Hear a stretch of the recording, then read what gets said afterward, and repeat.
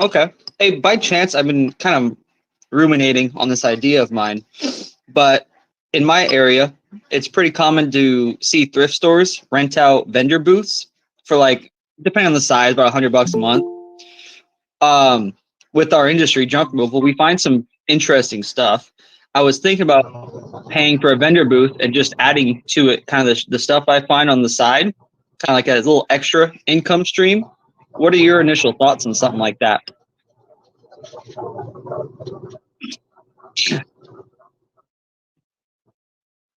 Yeah, so vendor booths in our area, thrift stores offer them for a price a month, and they usually take about a 10 to 12% commission.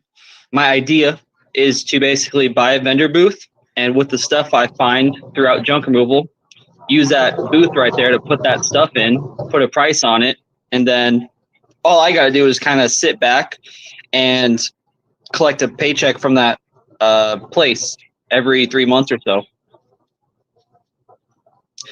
Depending on the size, I think a 4x8 last time I checked was about $100 or less a month, and then plus 10 to 12% of whatever you sell after a certain amount. No, I hear you.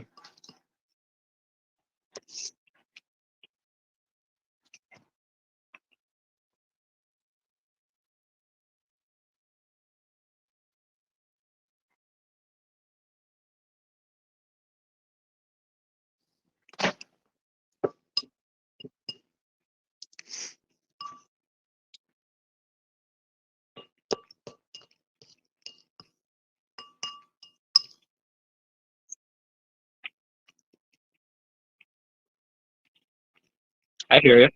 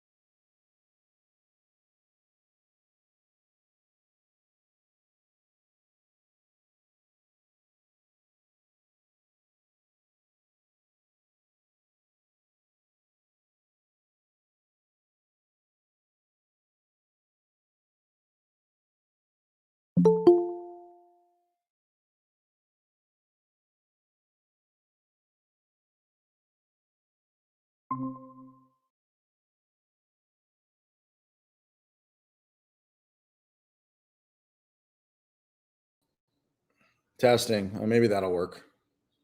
Hello, hello. Testing. Maybe that'll work. Hey, can you guys? Hey, I'll be back on in a little bit. I'm gonna go take care of some business real quick. You guys? Hey, I'll be back. Okay, cool. It looks like I got it working. All right. What's up, boys? What's up, guys? We got 12 minutes till game time, but I'm testing. I'm making sure that it's live streaming and I can show my Google Meet at the same time. So Andrew, I think you're muted, brother. can you guys hear me now?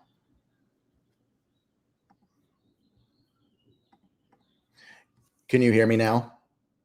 Yep, we can hear you. Right on. What's up, Ryan? How you doing, man? Pretty good. Let me just I'm doing it early because I wanted to make sure this works on my side. Yeah, I'm standing by. Take your time, brother. Works on my side. Yeah, I'm standing by. Okay, cool. Looks like we are streaming live, and I think everybody can hear me. Okay, cool. Looks like we are. Can you say something, Ryan, just to verify that this is working? Yeah, I can hear you. You're good.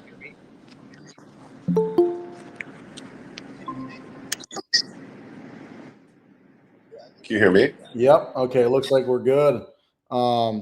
So we'll give it like 10 minutes for everybody to get in. You guys can just turn your cameras off, mute your mics, and then I'll let everybody know when we're ready to rock and roll. Yes, sir. Okay, my camera is. It's going to pin me for now. Okay.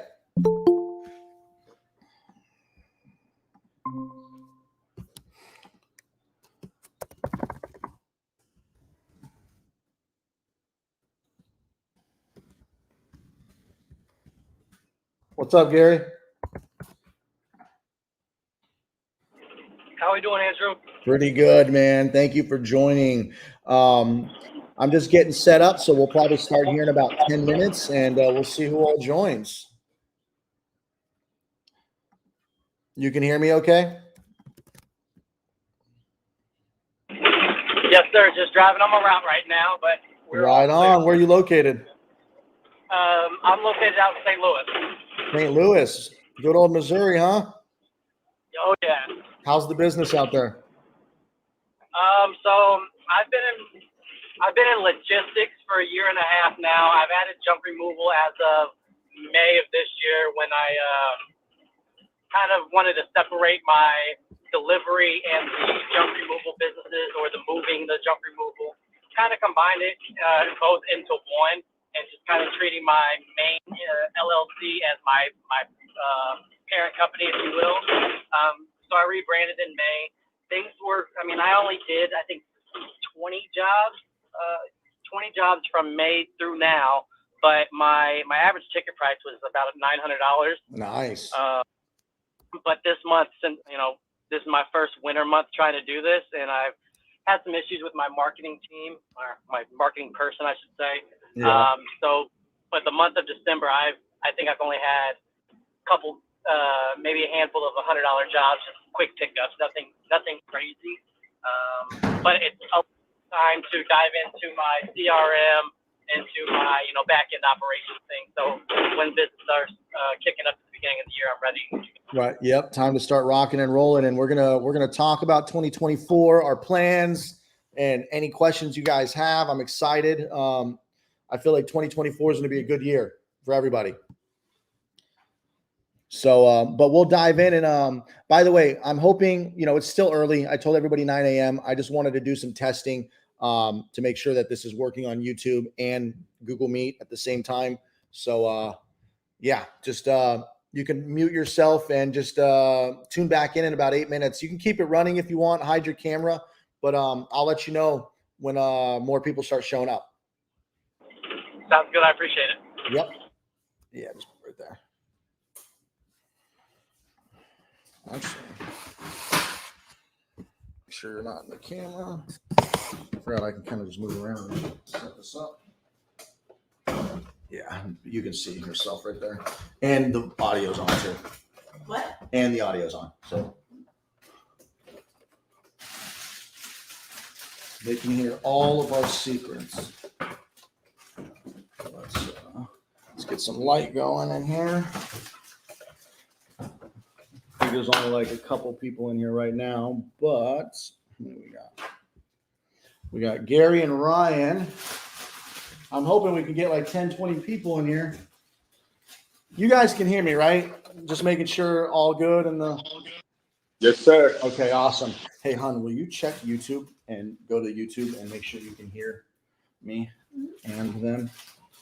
All right, let's see if that fixes the. All right, someone wants to join. Yeah, there we go. Now you can see my beautiful face. Oh, just kidding. All right. Is dispatch on my hat backwards for you guys? Or is it because it's backwards for me? Is it backwards for you, the logo? You got I can see it correctly. It's not cool. A mirrored image. So it's mirrored for me. Okay, cool. Yeah, that actually helped a lot, the lighting. Here, will you go to actually here? I'm gonna do one more test, guys. Can all of you unmute real quick and just say hi, what's up? Hey Andrew. I just want to test something. How's it going? Hi, Andrew. Hey, hi, what's up? Hi, Andrew.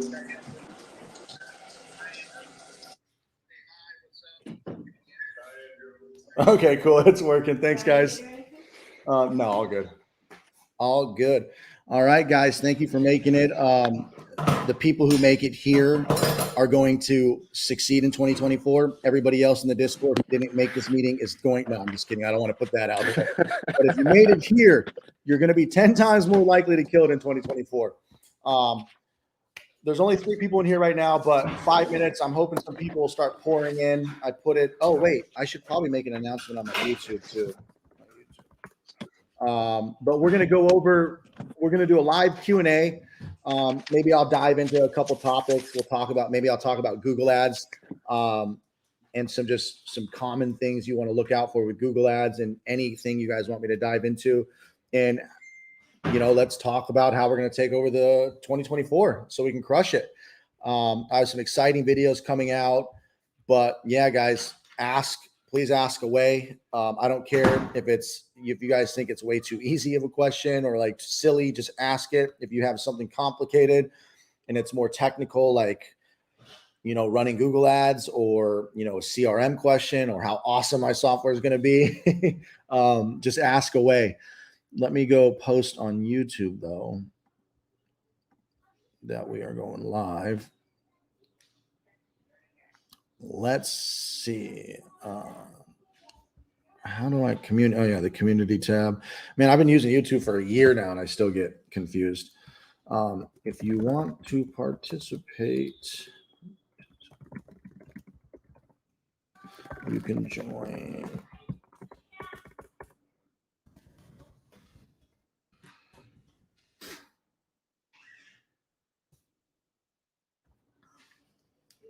Okay.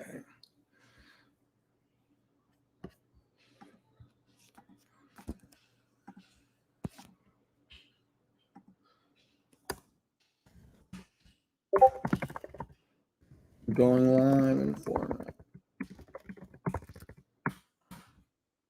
All right.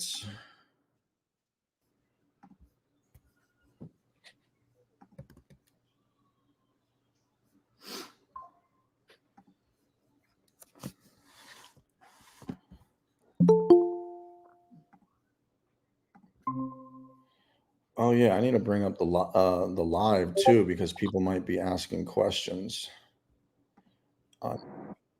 Let's mute this. All right, we got some people showing up. Awesome. We are at 9 people now. 1, 2, 3, 4, 5, 6, 7. I can't count. Never mind. 8. Welcome everybody. So we are going live, and we're gonna launch this rocket in T-3 minutes. Just go to my YouTube channel; it'll pop up. Just kidding. Hey, you're gonna watch me live when you can see the real thing right here. Okay, guys, welcome. Thank you guys for making it. We're at 10 people so far. We got 2 minutes left. If you have questions, unmute your mic. But yeah, let's just shoot the shit. Talk about 2024. I got some big news. I don't know if I'm going to announce it yet because I want to make the video, but I'm ready to crush 2024. Let's try to get some good vibes, good energy. I feel really good about 2024. And I want to help you guys succeed too. So if you have any questions, please just ask.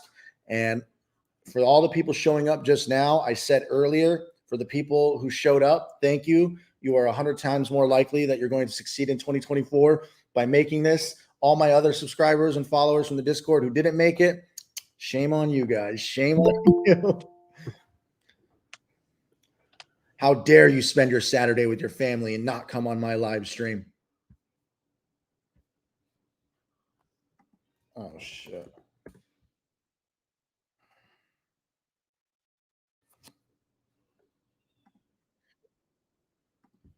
Oh, I just accidentally left my own. Sorry, I accidentally left my own stream. Can you guys hear me? Okay, so let's actually unpin me. All right, what are we at? We're at 12 people, and we got T-1 minute. For the people on YouTube. Oh, guys, I want to preface this real quick. This is also streaming on YouTube. If you are uncomfortable with your face being on YouTube, turn off your camera. This is live streaming on YouTube. So yeah, I just want to put that out there. If you are uncomfortable with having your face on YouTube, just turn off your camera right now. If you want to show YouTube and all the viewers your beautiful face and let people see that you're a real person, turn on your camera. Let them see the man behind the junk removal. But it's 9 a.m. So let's just get started, guys. I don't know what we're going to talk about. Let's freestyle. We'll do an open Q&A, just kind of go on tangents. So let's just do a quick intro, I guess, at least. Just keep it short and sweet. Just say who you are, where you're from, where your junk removal company is located, and we'll just start an open Q&A. My name's Andrew. You guys probably know that. If you're here, Los Angeles. And I guess, should I just go down the list? A Butler. Can you hear me? Where you're muted if you want to unmute.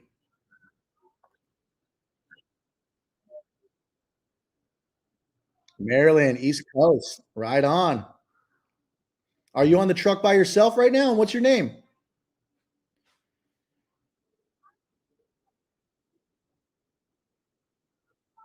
Nice. Nice to meet you, Athena. I like it. Working a Saturday, huh? And making this call. We're gonna kill it 2024. Badger Hauling. What's up, my man? What's your name? Yep, I see you in the. Where are you at? Cool. And nice. I see you in the Discord. So thank you for joining the Discord. I appreciate it. Okay. Actually, it's going to take me a long time. Okay. There's 20 people in here. So if you guys just want to just introduce yourself real quick, you can just say hello, hi, where you're from, and then let's just jump into a Q&A and talk about 2024.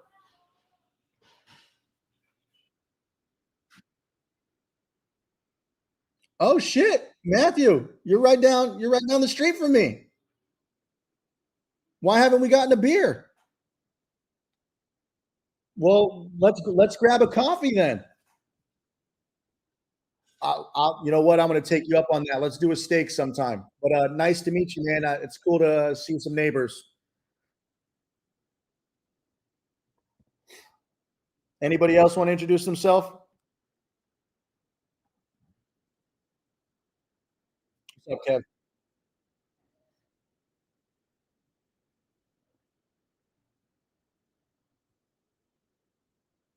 Awesome. Did you say Georgia? Cool. Right on, man.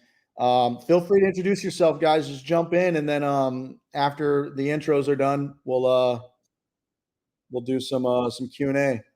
Oh, actually,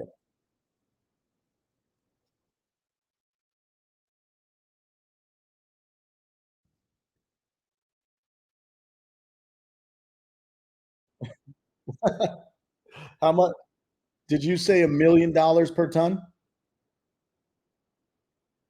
Holy, okay. You know, I thought we were expensive in LA. The cheapest we have in LA that I could find, the far away one's $80. You know, I always end up going to the expensive one because it's just the most convenient. It's like 120. But wow, 300. Where are you at again? Yeah. Where are you located that it's that expensive?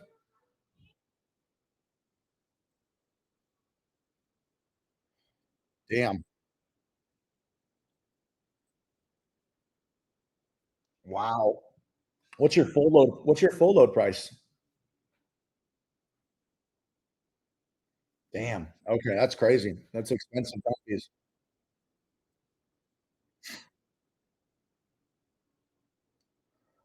Yeah, man. Well, thank you for that's those are some crazy dump fees. I think I've heard of $300. I'm pretty sure it was New York, but man, that's nuts.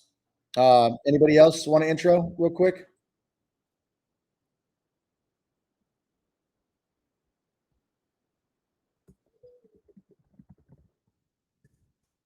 Nice to meet you, man. Thank you for joining.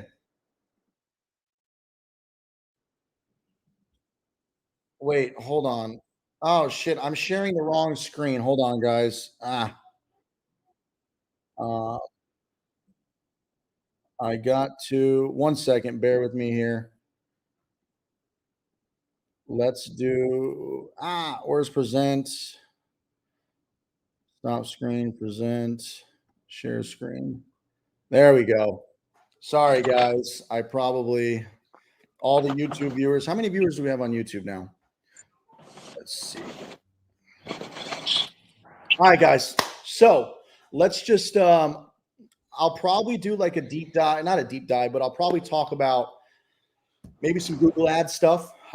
Maybe a lot of you guys aren't running Google Ads, and maybe you want to run Google Ads for 2024 for your first time, and you're scared to blow through your money, or screw up, or you don't know what agency to hire, or maybe you want to run them yourselves. We'll talk about Google Ads a little bit later, because I feel like that's probably the most common question people have, is Google Ads. If you guys do have other questions, just ask. But why don't we just start with open QA, guys? Don't be shy. Help me out here with some, just any questions you have. Getting into the new year for your junk removal business. I don't do dumpster rentals, so I won't be able to help too much with dumpster rentals. But yeah, so guys, just and one more thing I want to mention one more time for the new people that came in. This is live streaming on YouTube.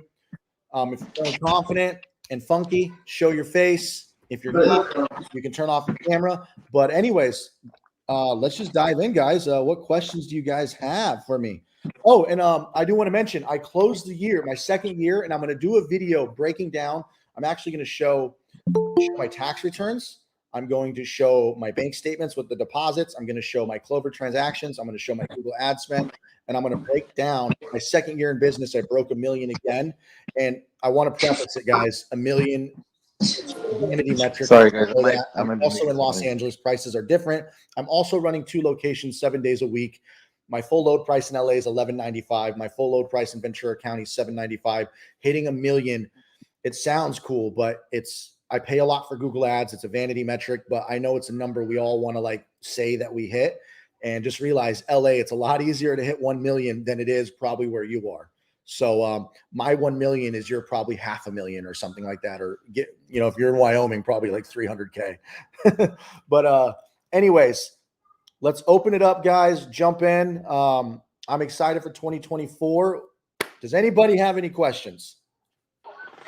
Yeah, I got a question in regards to how you do Google Ads. Can you hear me all right? Yeah, I can hear you, my man. Is it Gabriel? Yeah, that's the one. What's right, up, so Gabriel? I know you you use Google Ads religiously, right? That's like your only go-to, right? That's my bread and butter. It's a blessing and a curse. So right. It's a blessing and a curse. It's been 2 years I've been running them now. So I am building up my own customer database of over 2 years. So I am getting repeats. I am getting referrals now just from natural, but I am completely dependent on Google Ads. I haven't done any other forms, but like I said, it's a blessing and a curse. The curse is I'm dependent on Google Ads. The blessing is it's an ever-ending river of customers, especially now. Right. But right. What's your question, my man? Okay. Yeah. With that being said, do you do anything with your Google? Do you have like a Google business account like that? Because I know people go on Google and they play with the websites. They get down to the analytics, so that when you search up on Google junk removal, without even paying ads, their page comes up right after the sponsored. Because when you pay for ads, it's sponsored, right? Yep. Do you do anything on your Google websites, or do you just pay the ads? So what you're referring to is there's SEO for 2 types of different things. So after all the sponsored ads, you have Google local service ads at the top, which is the Google guaranteed, the green check mark. Google basically says, hey, we know this company's insured, a little badge. But beneath that is your standard Google ads. And then beneath that, you have your map pack, which usually shows about 3 of the nearest, highest ranked map locations, business locations. And under that, you have your organic SEO results. So yes, I did SEO for 6 months. I'm in Los Angeles. I got to the first page for junk removal Los Angeles. The keyword, I talk about a company I hired. I'm very open about it. They're a company from India, blackhatworld.com. You can pay them $150 a month. This is a topic I'm very, very passionate about. SEO. I'm probably would butt heads with a lot of people when it comes to SEO. A lot of people, I don't want to talk about their value and if they're good or not. I don't know, but SEO costs a lot of money from most agencies. They charge a lot of money to do SEO. The company that I go through is Lucky Digital's from Black Hat World. They're from India. They know what they're doing. They charge $150 a month. But yes, what you're talking about is SEO. And we could talk a little more deep dive into SEO later. But yes, that is something very important. And I do SEO. I'm on the first page for Junk Removal Los Angeles. Granted, I'm on the bottom. Junk removal Los Angeles is a very competitive keyword.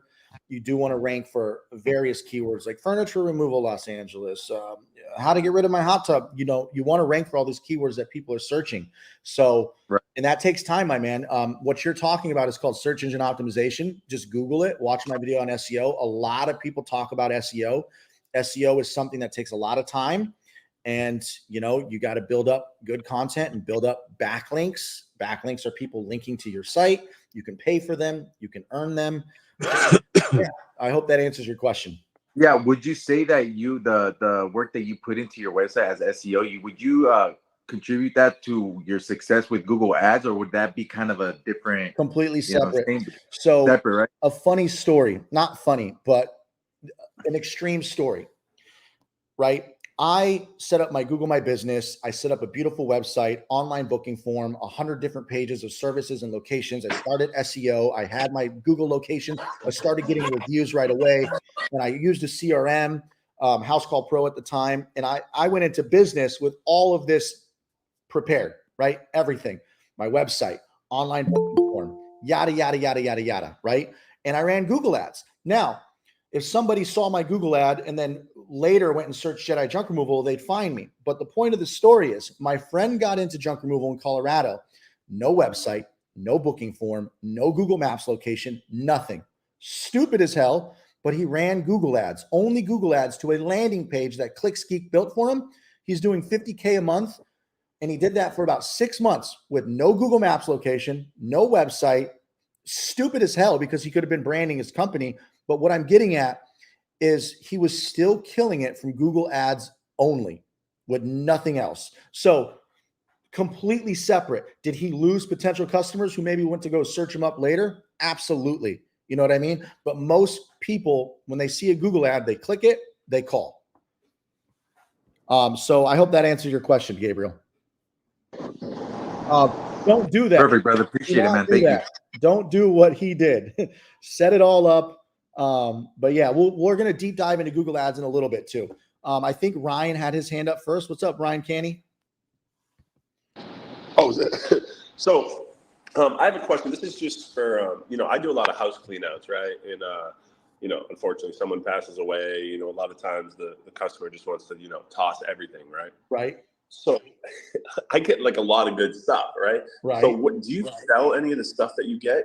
Because it's like I'm running into an issue where I just don't have time to do that, and I don't know if like people hire like a third party to sell things or so what do you do with that? So resell is something I wish I could do because I know a couple of guys in Facebook groups killing it reselling. So what is your question? I'm so sorry. I was admitting into the chat. What was your question? It sounds like you might not, but do you have anyone who sells stuff? Do you have like a warehouse or anything like that? Or do you know? No, okay. So here's the thing. I want to try to do that for 2024, but I'm in LA, LA traffic. I'm all over LA. So I have bookings all the time and I'm kind of like all over LA and I'm always usually late to the next job because of LA traffic. So to even go to the dump kills me, right? To even take time to go to the dump sucks up time. So to sort and organize and find a storage unit nearby to drop off good stuff, I can't do. It's not feasible for me. But I know a lot of people who do it. I know a guy in Facebook groups, Russ Berry. I think he said he did like $80,000 in resell. If you can do resell, absolutely do it. If you have the time and you can drop it off at your house, you can drop it off at a storage unit. There's a lot of money to resell, man. A lot. Yeah, you're right though. It is tough, when you're running a strict schedule. When you're running a strict schedule, it's a lot harder. If you can figure out how to make it work and you come up with a system. I actually saw some guy, he had a really good system on YouTube of how he does resell in his business. He has the customers snap photos of the junk and send it to him immediately. And then he because he's not on the truck anymore. So how do you sort? How do you determine so he has his employees take photos when it's all loaded up, and he kind of determines from there if they go to the storage unit and drop off the stuff before the next job. But if you can make it work, I'm trying to figure out how to make it work. The only solution I think is getting like 5 storage units. I got to weigh out Storage units are $300 a month out here. So it's like, okay, do I want to put storage units in all the pockets of LA? You know, so I'm trying to weigh that out for myself right now, if that's going to be worth it. But if you can get away with one storage unit and you're in a smaller city, hell yeah, do it.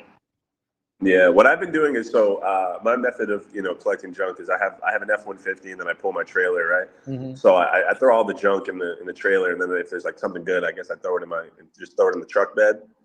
But yeah, it is a pain in the ass, man, dealing with like the Facebook market.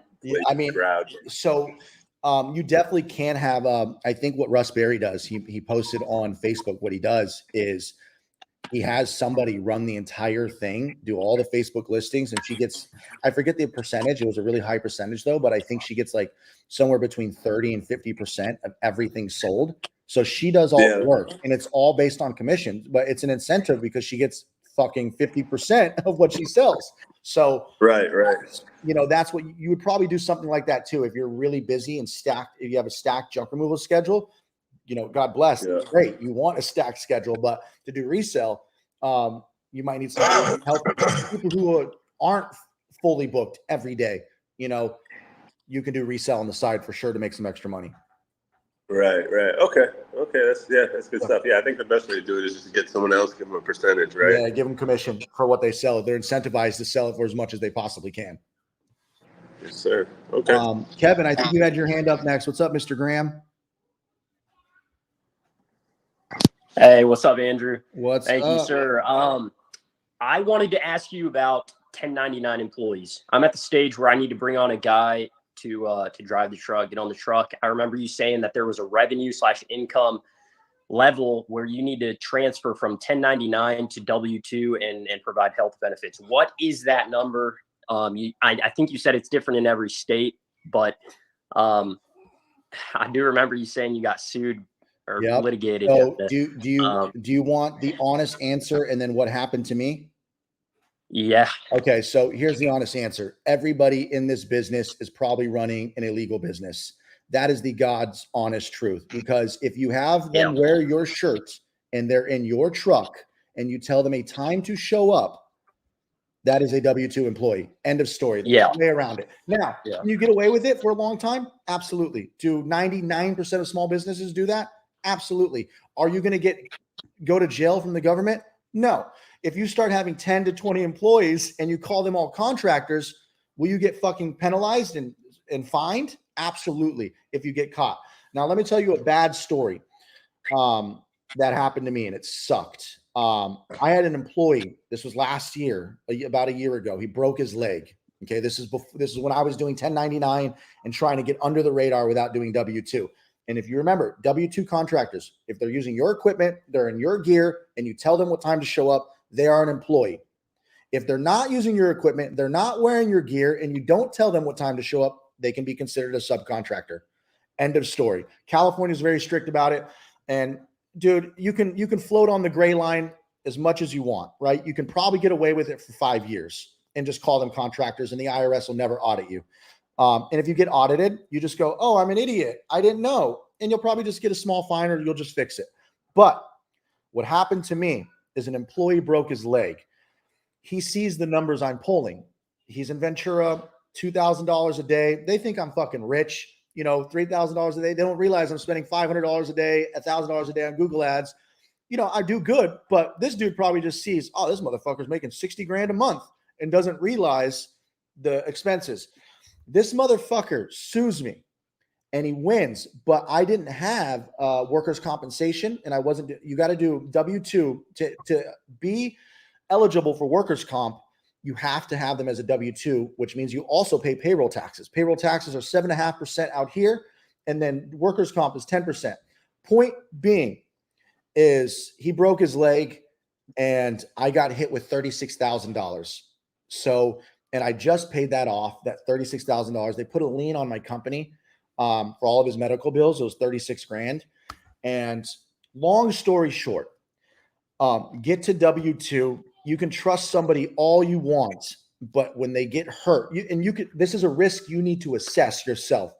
You know, there's risk and reward. Do you want to take more money in and, you know, risk the potential that Maybe he does get hurt. Maybe he does sue you.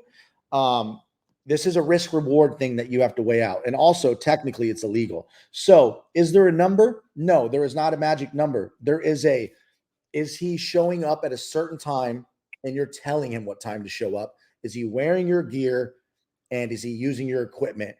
Now, can you get away with calling a subcontractor if he shows up, if the schedule's like maybe he shows up one day and he's driving your truck?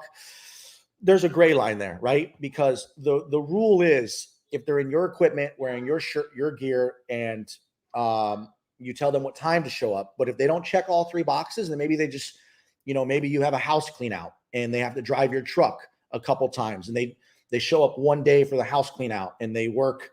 You don't tell them how many hours to work. You just say, hey, work as much as you want today. There's a gray line there. There's a gray area. So does that answer your question? Yeah, definitely. Thank you. And like I said, most people, in my experience, run with subcontractors as long as they possibly can. On the other side of it, there's people who are very, very by the book and play it safe and start with W-2 from day one because they're scared of what I just told you about. Now, I hope that doesn't scare you. Yeah. That's just the reality, and you can deter whichever way you want. I learned the hard way. Yeah, I think I'm still going to be rolling with 1099 for a while. I've been picking up guys. Let me tell you this. I'll tell you this. If I wasn't running a second truck and I was off the truck and I had a call and I didn't have a call center and he didn't see that like my company was growing and it was probably just one truck and not doing $2,000 to $3,000 a day, he probably wouldn't have done anything. He probably just saw like, oh, I'm going to go after this motherfucker because he seems loaded. So if you're kind of still a solo operator and you're on the truck still, the chances are less likely that he's going to come after you. You know what I mean? So, but that's up to you. So, Jeremiah, you had your hand up next. What's up, my man? Yeah. Hey, so I kind of have an interesting question with like weather. So, I'm in Dallas and pretty much, it doesn't get too cold here except for February. And so I'm wanting to start doing Google ads, but I don't know if I should wait till after February, after, we get the cold weather and everything, or if I should just go ahead and start it and just plow through or kind of what are y'all's thoughts? Honestly, I think since you're getting cold weather, you probably want more leads. This is probably a safer time to experiment because there's not going to be much volume and you could really fine tune. You don't have to worry about overspending on your budget because there's probably not going to be as much search volume. This is probably the safest time to experiment and get practice. And you could just set a budget of how much you're willing to pay per click, how much per conversion, how much per day. And you could really start fine tuning over these slow months. It's probably the better time to start, to be honest, because in the summer, you might get a lot more search volume and then you're going to get a lot more clicks. And then you're going to probably because a Google ads campaign, unless you hire an agency to do it, there's a lot of them out there. Top Dog Digital, ClicksGeek. There's a lot of them out there. I have a list of them. They'll have all their negative keywords. They'll do most of the work for you. And, you'll probably look at the search terms and fine tune the negative keywords with them, or they'll just do it all for you. And you don't have to worry about that as much. You still have to worry, but not as much. But if you're doing it yourself and you really want to try running your ads yourself, the winter is probably a good time to be a little safer and kind of fine tune. Okay. That makes sense. I think, does that answer your question, my man? Yeah, absolutely. Right on. Todd, I think your hand was up next. What's up, my man? Where are you from? And what's your question? What's going on? Can you hear me? I can hear you, man. Hear me? What's up, Todd? Hello? Can you hear me? Hey. Yeah, I can hear you. Can you hear me? Yep, I can hear you. What's your question, my man? Okay. How can I help you? Just started a junk removal company in Kansas City area, and so I just started running Google local ads, which seem to be working great. But is Google AdWords, is that equal in terms of lead generation and cost? So sorry, repeat your question one more time. You're in Kansas City. Oh, yeah. So I just started running Google local ads. Okay.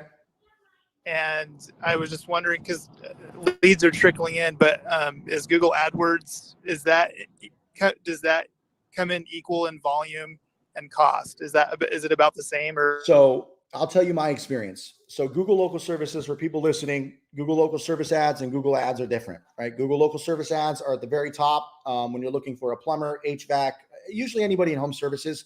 Google puts a little guarantee badge and you pay per phone call. So it's a little bit different. Google manages it for you. They pretty much do everything for you. You just pay per phone call. It's more expensive for Google local service ads calls for me. It ranges from $60 to $80 per phone call out here for Google local service ads. And then my Google ads, I have, it costs me $55 per conversion, whether it's a phone call or an email lead. Google local services is a great way to get started. You can set your max that you're willing to pay per phone call, but if you want as many phone calls as possible, you have to be willing to outbid everybody else. So in my experience, Todd, local service ads are more expensive. They don't convert as well as Google ads, assuming you have a good Google ads campaign. Assuming you have a good landing page, good negative keyword, good positive keywords, good negative keywords. Assuming you have your Google ads campaign set up perfectly, your Google ads will always outperform Google local service ads. Google local service ads, you should still run. A lot of people click those, and they are a little more expensive for me. I hope that answers your question. Definitely stick with local service ads, and if they're costing you too much, just set a limit of what you're willing to pay per phone call. But eventually, you want to get into Google ads. And I'm actually, sorry. Hopefully that answered your question. I'm going to actually answer one of the chat questions really quick, though. Royal Casa Bienes Raices. I don't know if I said that right. What do you do about competition? Other thing, what do you think about door hangers and yard signs? Yard signs are awesome. Yard signs are great. Love yard signs. And what do you do about competition? I mean, man, you just you got to get out there, right? I mean, you got to hustle. There's competition in everything. So just the more work you put in, the better, man. Like if your competitor is putting out 1 yard sign, you put out 2.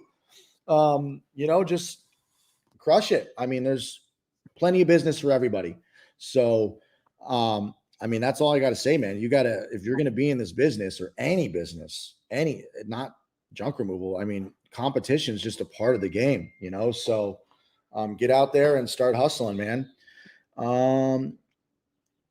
Just started Millionaire Tune says, just started a junk removal company, signed up with Thumbtack. They take half of every job. Thumbtack. Ooh, God. Yeah. You got to be careful with setting your prices on Thumbtack. You can actually not set your prices so that they don't charge you so much. They charge you the minimum for a lead. And then you also want to turn off instant booking, because instant booking, I have a video on Thumbtack. Go watch it. Thumbtack is good if you know how to use it right. But they do sell leads to multiple people. Same with Yelp. Yelp sells your lead to multiple people. Usually it's a race to the bottom of who's the cheapest. That's just how Yelp people are and Thumbtack people are. As far as other leads, Facebook, Google, Yelp, those are your 3 rivers, constant, ever flowing. That's your lead generators. Thumbtack, Yelp, Google, Facebook, 4 of them those are your 4 lead generators. And then there's plenty of other ways to market. And I think the next person with their hand up was Paxton. What's up, Paxton? What's up? How are you? Pretty good, man. How you doing? Doing well. Just 2 quick questions. First one is, it could be for everyone in here. What's y'all's experience with like door knocking? Like hitting with just a straight neighborhood for like 6 hours straight? So actually, guys, if you want to, if anybody wants to dive in and help out, let me know. I have not door knocked. Does anybody here want to answer this door question? knocked yesterday. I have a story about that. So I've door knocked a handful of times, but one story that I tell my buddies is, so when I first started junk removal, I was going to this address, right? Threw it in my GPS. ended up at the wrong address, right? I'm like, hey, I'm here for junk removal. They're like, oh, we didn't order junk removal, but hey, can you take a look at this stuff in the backyard? So I gave them a quote, and then I got back on the road. I actually went to the wrong address again, and the same thing happened. They're like, oh, we didn't order junk removal, but hey, can you come in my backyard and give me a quote on a couple of these items, you know? So that's definitely something that I feel like, you know, would definitely work, and that's something I'm going to do just, you know, based off those experiences. So people are always looking to get rid of stuff, and if, you know, you show up, Hey, Ryan, never a bad thing. I'm so sorry. I had to step aside and go check on my my kid. At the end of does door knocking work? Yeah, and I've done it a handful of times after that experience, but yeah, it has for me. And Paxton, I do want to chime in here. I did see something on whether it was YouTube or Facebook groups. I don't know. I saw something that was, I don't have my guys do this because, you know, we're already full schedule, but in the beginning, this makes good sense. You're putting out yard signs, you're doing door hangers. Usually after a job, you do 10 door hangers to the left, 10 door hangers to the right. And he had a good idea. He would do the 10 door hangers, but he would knock each crew member. You know, this is a lot of, I think Junk King does this. 1-800-GOT-JUNK. It's common practice after a job, 10 houses to the left, 10 houses to the right before you go to the next one. But he suggested each crew member, the person going to the left for 10 houses, knock on 2 of the doors. The person going to the right, knock on 2 of the doors. So you do 20 door hangers in total, and then 4 door knocks after every job.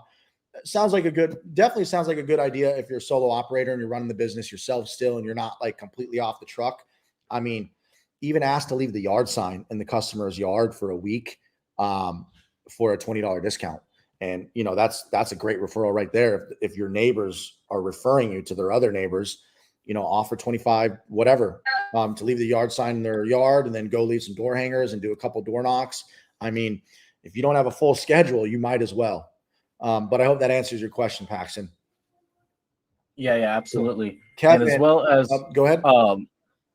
What's the best way to like actually, I guess, just connect with like realtors and people who can bring you jobs and like build actual relationships? So you kind of answered your question right there.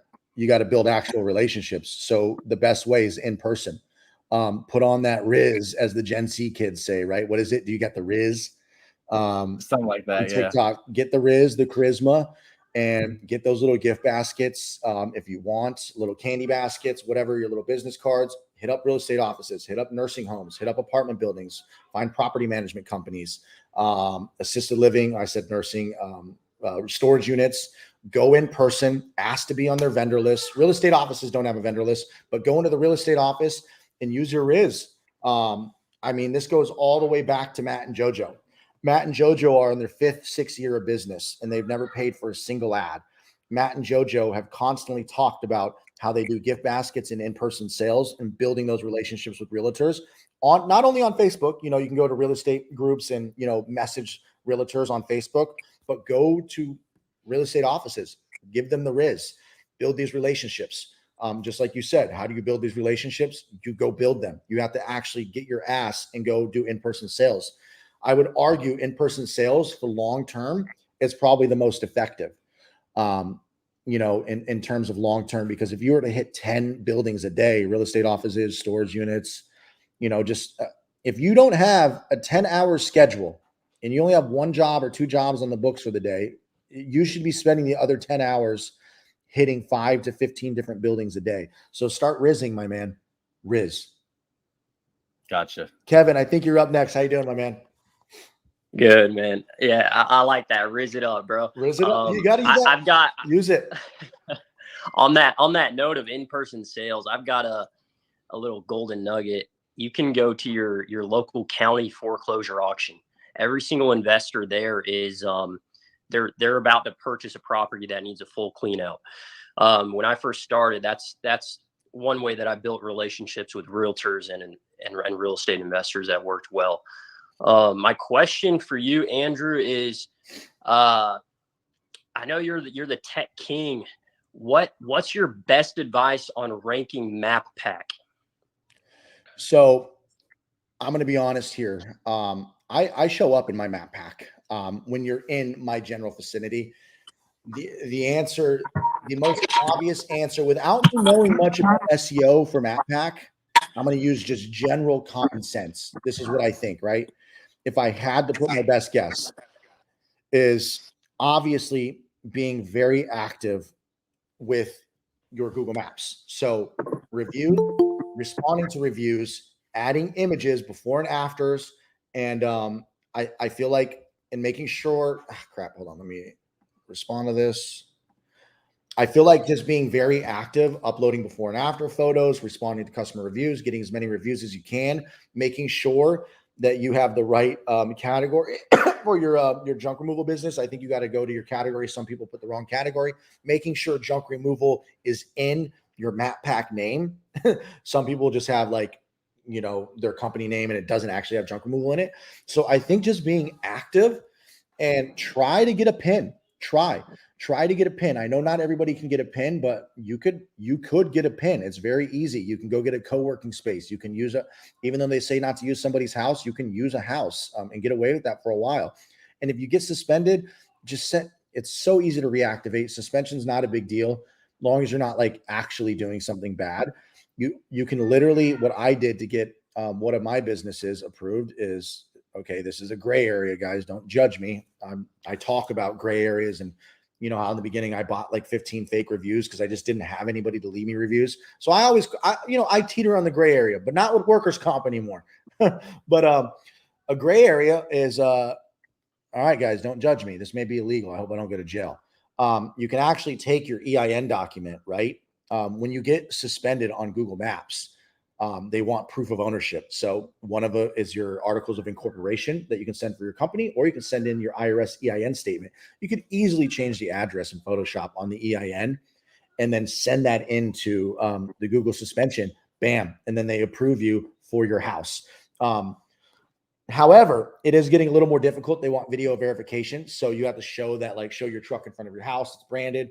But I actually need to do a video on video verification. It took me a month to get video verified for my new cleaning company that I'm starting.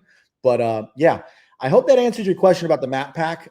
Be very active and just get as many reviews as you can. Respond to reviews before and afters. Just make sure it has junk removal in it. And then I honestly think if you put the link to your website will be on your Google Maps listing. I think if you do a lot of backlinks to your Google Maps website, that's also your Google backlinks to your website will also help your Google Maps. I don't know, but you know, I show up for the map pack in my areas. I'm going to jump to a few quick YouTube questions. I know you mentioned you don't do dumpster rentals, but have you had any thoughts about adding it to your business? Absolutely, man. My junk removal business is full. I get dumpster rental calls all the time, even though I don't advertise for dumpster rentals. The only reason I can't get a third truck. I can't buy dumpster inventories because my fucking credit. I have to pay for everything in cash, and I'm not going to buy a new dump truck for $100,000 in cash. I'm trying to find somebody with good credit to help me get a third location. I would love to buy 10 fucking dumpsters and a fucking hook lift if I could. I'm trying to figure out how to battle with this bad credit that I have. It's really frustrating. Mark, I would absolutely add dumpsters, but only once you have one running smoothly. I wouldn't try to juggle both. Unless you buy one dumpster, that's probably fine. You could, do junk removal and have one dumpster, but I would focus on mastering one first and then do the other. What do you think about Thumbtack? Angel, I just answered that earlier. Thumbtack sucks, but it works if you need it. It's a race to the bottom. It's usually price shoppers. The leads are sold to 3 people at a time, and they end up just asking for the cheapest person. Clean Freak MA says, moving to a new area for a second location. Would you Google advertise before you get there? And if so, how far in advance? No, I would not run ads until you're ready, because the phone calls come in same day, and usually they want service that same day. So you need to be ready. I would have all your ducks in a row before you run Google ads. Have some reviews on your Google map, have a good website, have an online booking form. And then once you have your presence, then go do your Google ads and set up your landing page. Whether you have to go to a landing page or your website, just be prepared to spend money with Google ads and be ready to answer the phone and be ready to do those. Because if you get some leads, usually, I do those Google ads. People want it today or the next day. Yard signs, absolutely do yard signs. Travis says, what are your thoughts on doing paid for performance? Paid for performance, P for P, is pushed very hard by Mike Andes. Mike Andes is awesome on YouTube. He runs a landscaping business. He's really smart. He only pushes P for P. I looked into it. I gave up. It was just like, it's something I want to look into. But I was just like, you know what?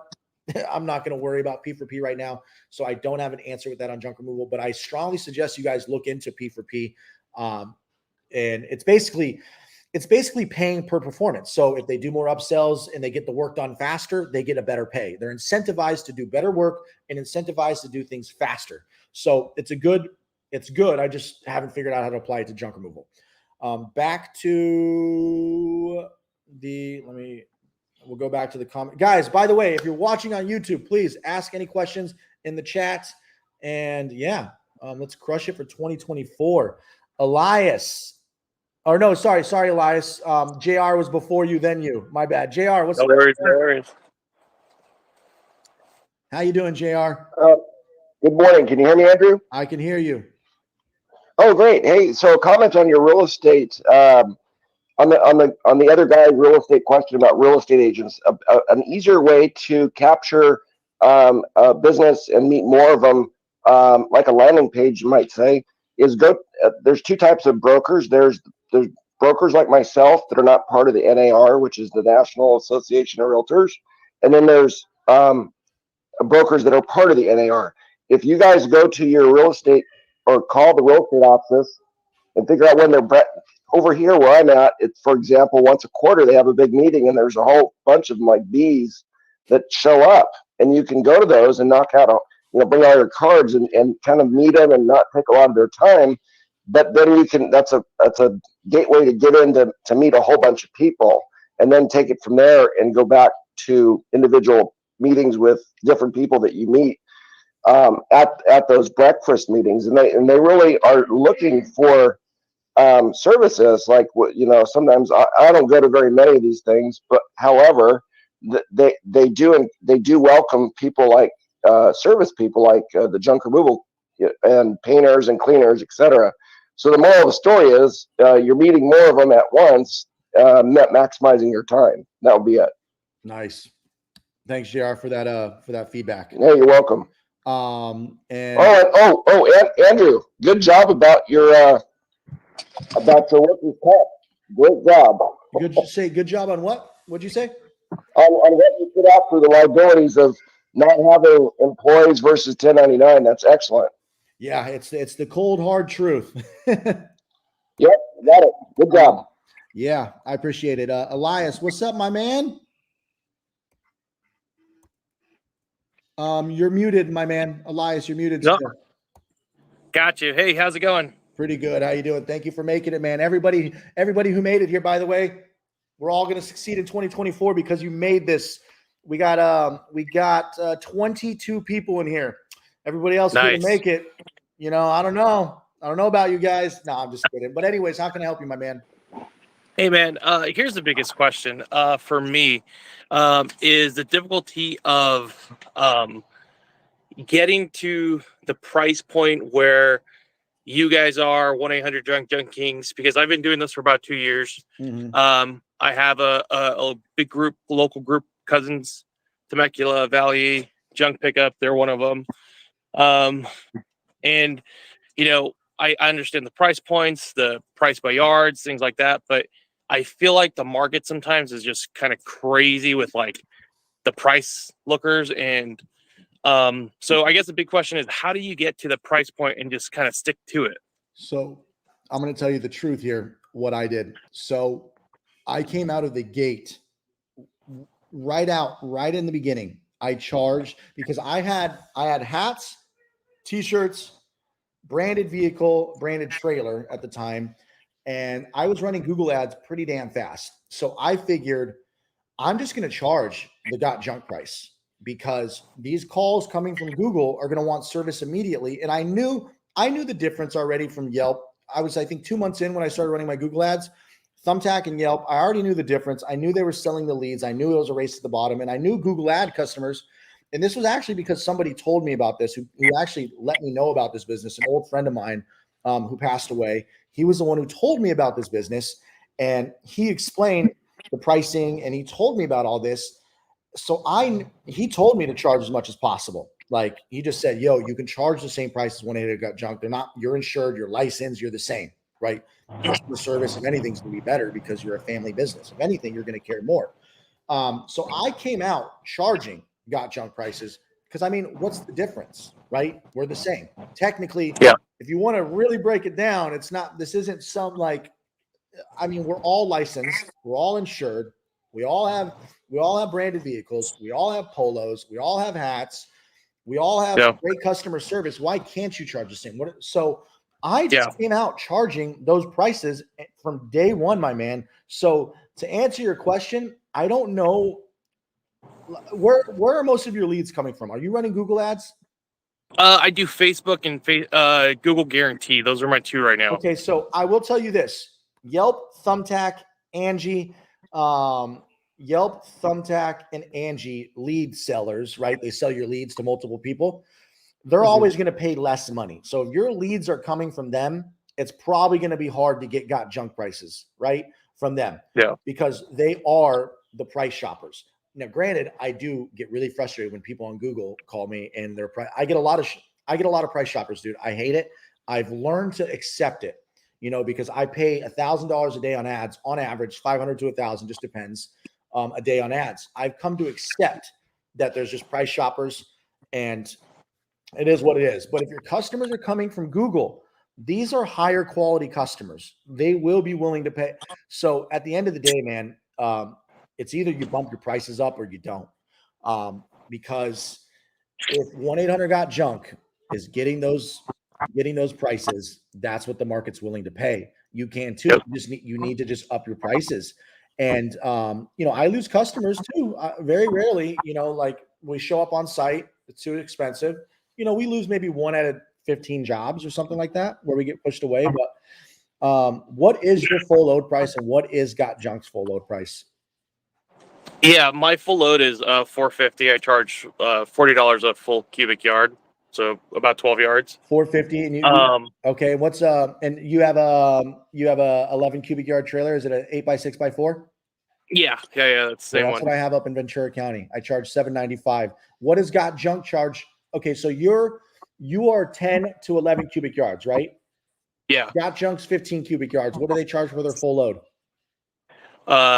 I think there's only Junk Kings around here, but I think they're around the 800, 900. So if you were to do the math, you could, even though you're a little bit smaller, you could probably get like another 100 or something. What would the equivalent be? Have you done the math? Yeah, it probably around the $600 range. You need to charge 600, man. I would just go for it. Here's what I would do. Do you do pricing sheets or no pricing sheets? I haven't. I've seen yours, and I've been thinking about just jumping on it. So this is, some people don't believe in pricing sheets. Some people do. Matt and JoJo, they're against pricing sheets. I'm for pricing sheets because I like the idea of, they know it's consistent. If they order us again, they're going to get the same shit, rather than me pulling a number out of my ass and telling you, they see the fees. That's my theory. What I would do is try out a pricing sheet. Put the 600, put the price you want to charge. The next 2 weeks, try the pricing sheet with the new pricing, right? Because then you can at least show your customer, hey, look, our half load is this, a full load is 600. But you know what I'm going to do for you, Stacy? I'm going to give you 5% off. Just rock with it for a week, man. But to maybe make it more comfortable for you, do a pricing sheet so that they see that you're not overcharging them. They see like, hey, these are the prices for a full load. That would be my suggestion. Cool. Sounds good, man. Appreciate it. And then, thank you. I think, I want to say, Eddie, you were next, I think. You're muted, my man. I'll take it. What's up, Eddie? I don't know when the camera's. Hey, so quick question. So Google pay-per-click versus Google local services. Like, what are your thoughts? So long story short, Google local services, they do everything for you. You pay per phone call. Generally speaking, it is more expensive. You can set the limit you're willing to pay per phone call, but I have it set to max leads. So I pay for more. I pay more. Every phone call out here in Los Angeles is 60 to 80 bucks. My target conversion rate for standard Google ads is $55 per conversion, meaning $55 per phone call or per lead, per email lead. So it is more expensive, but it's a great way to get started because it's easier. Google ads are a pain in the ass.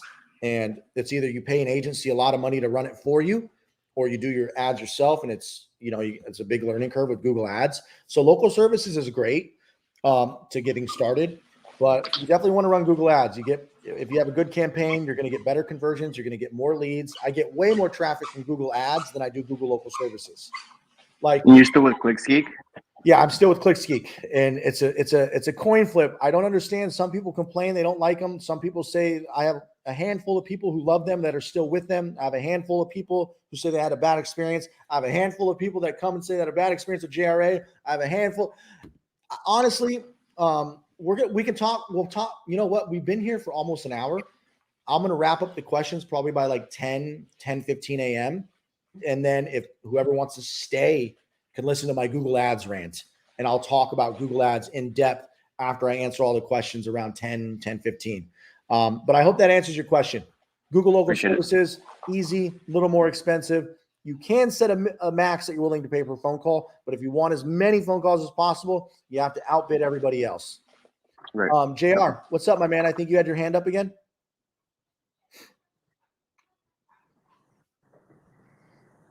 Oh, I'm sorry. Mistake? I hit the wrong button. Oh, okay. Hit the wrong button. Sorry. Kevin, back to you. What's up, my man? You're muted. Thank you. Hearing you talk about the roll-off dumpster game, you were saying like if you had 10 roll-offs, that would be ideal. What value do you see in the roll-off aspect of the business? And like if you created a juggernaut of a company that had roll-offs, what would your strategy be? Okay, so remember, this is coming from a guy that doesn't run a dumpster business. This is coming from just what I've seen. I haven't looked a lot into this. There's one thing I've heard, though. There is one thing. It takes one dump truck. Depends on your city. Los Angeles, one dump truck averages $40,000 a month. One dump truck, right? Running full time. Nuts. I peaked it at somewhere between 60 and 70 grand in 1 month on a horrible month, on a month where all has gone wrong. The whole world's against me. 30,000, one dump truck, right? So, and remember, I run 7 days a week. I have employees for the week, employees for the weekend. So one truck can bring me on average 40 grand a month. From what I've heard, to bring in 40 grand a month with dumpsters, you need a lot of inventory, right? You got to be renting out. So to do the same amount gross, I don't know the margins in the dumpster rental business. I'm assuming it's probably around the same 20, 30%. I don't know, but somebody maybe could speak after me a little bit more on dumpsters, but here's what my strategy would be. I get a lot of calls for dumpster rentals. So it's at the point where without even advertising, I'd probably make an extra few grand a month from just dumpster rentals, right? With doing nothing. So if I had the credit, I would probably buy a hook lift and 10 dumpsters, some 20s, some 30s, some 40s. I don't know, but I'd probably get 10. I'd look into the number of dumpsters needed. I say 10 as an arbitrary number right now because I don't know, but I have heard through the grapevine of other people that you need a decent amount of inventory to be constantly renting them out and making money because you're charging $200-300, $400 for a dumpster rental, and most people include the fucking dump fee. So, first they at least include the first ton or 2 tons. So, you're making a couple $100 profit. I don't know, after your drive time and gas and pickup time and all that bullshit, whatever the margins are. I'd want some inventory, and obviously I need some space to store them. But if I could afford a $70,000 hook lift and 10 dumpsters, I think they're $5 grand a pop depending on each size, so 50 grand for dumpsters. If I was able to pull out a $200,000 whatever the number is, that would be my strategy. Get a nice little hook lift and buy some dumpsters, some 20s, some 40s, some 30s, and start rocking and rolling. That's what I would do, because I know without even doing advertising, I would make some money right now from it. Yeah. I hope that answers your question. And remember, that is a theoretical scenario. I haven't done any research on dumpster rentals. because I'm going to be launching another location first before I launch dumpster rentals. But I hope that helps, Kevin. Paxton, my man, back to you. Did you ever finish doing the prospects and voicemail drop thing? No, I have not. I've been so freaking busy. I am have you so you've seen that video on the voicemail drops and scanning local businesses, scraping leads? Yeah. Yeah. I have not done that yet, but I am going to soon. Have you tried it yet? I haven't tried it. I have all the businesses. I think I have like right now I'm at like 5,000 total businesses. Ooh, are you doing really? What kind of businesses are you scraping? Oh shoot, let me just go ahead and pull it up. It's like all type. I have like a Google Doc, I think. Real estate offices, pretty much. It's all types of stuff. It's like property management, assisted living, retirement home, storage units. Here's what I would recommend, because since I'm so busy and I just haven't got to it yet, pull the trigger. Try it on 1,000. Just start with 1,000. I forget how much the ringless voicemail drops cost per drop. I think it's like nothing. It's like 3 cents a drop. A successful drop. Just give it a shot. Obviously, you need to separate the list, though. You want to separate it: real estate, nursing homes. So you want to be able to target and be like, hey, this is Paxton. I'm a local family-owned junk removal business. I'm just calling the realtors, real estate offices, and realtors near me. Just offering my junk. Make it sound personal, right?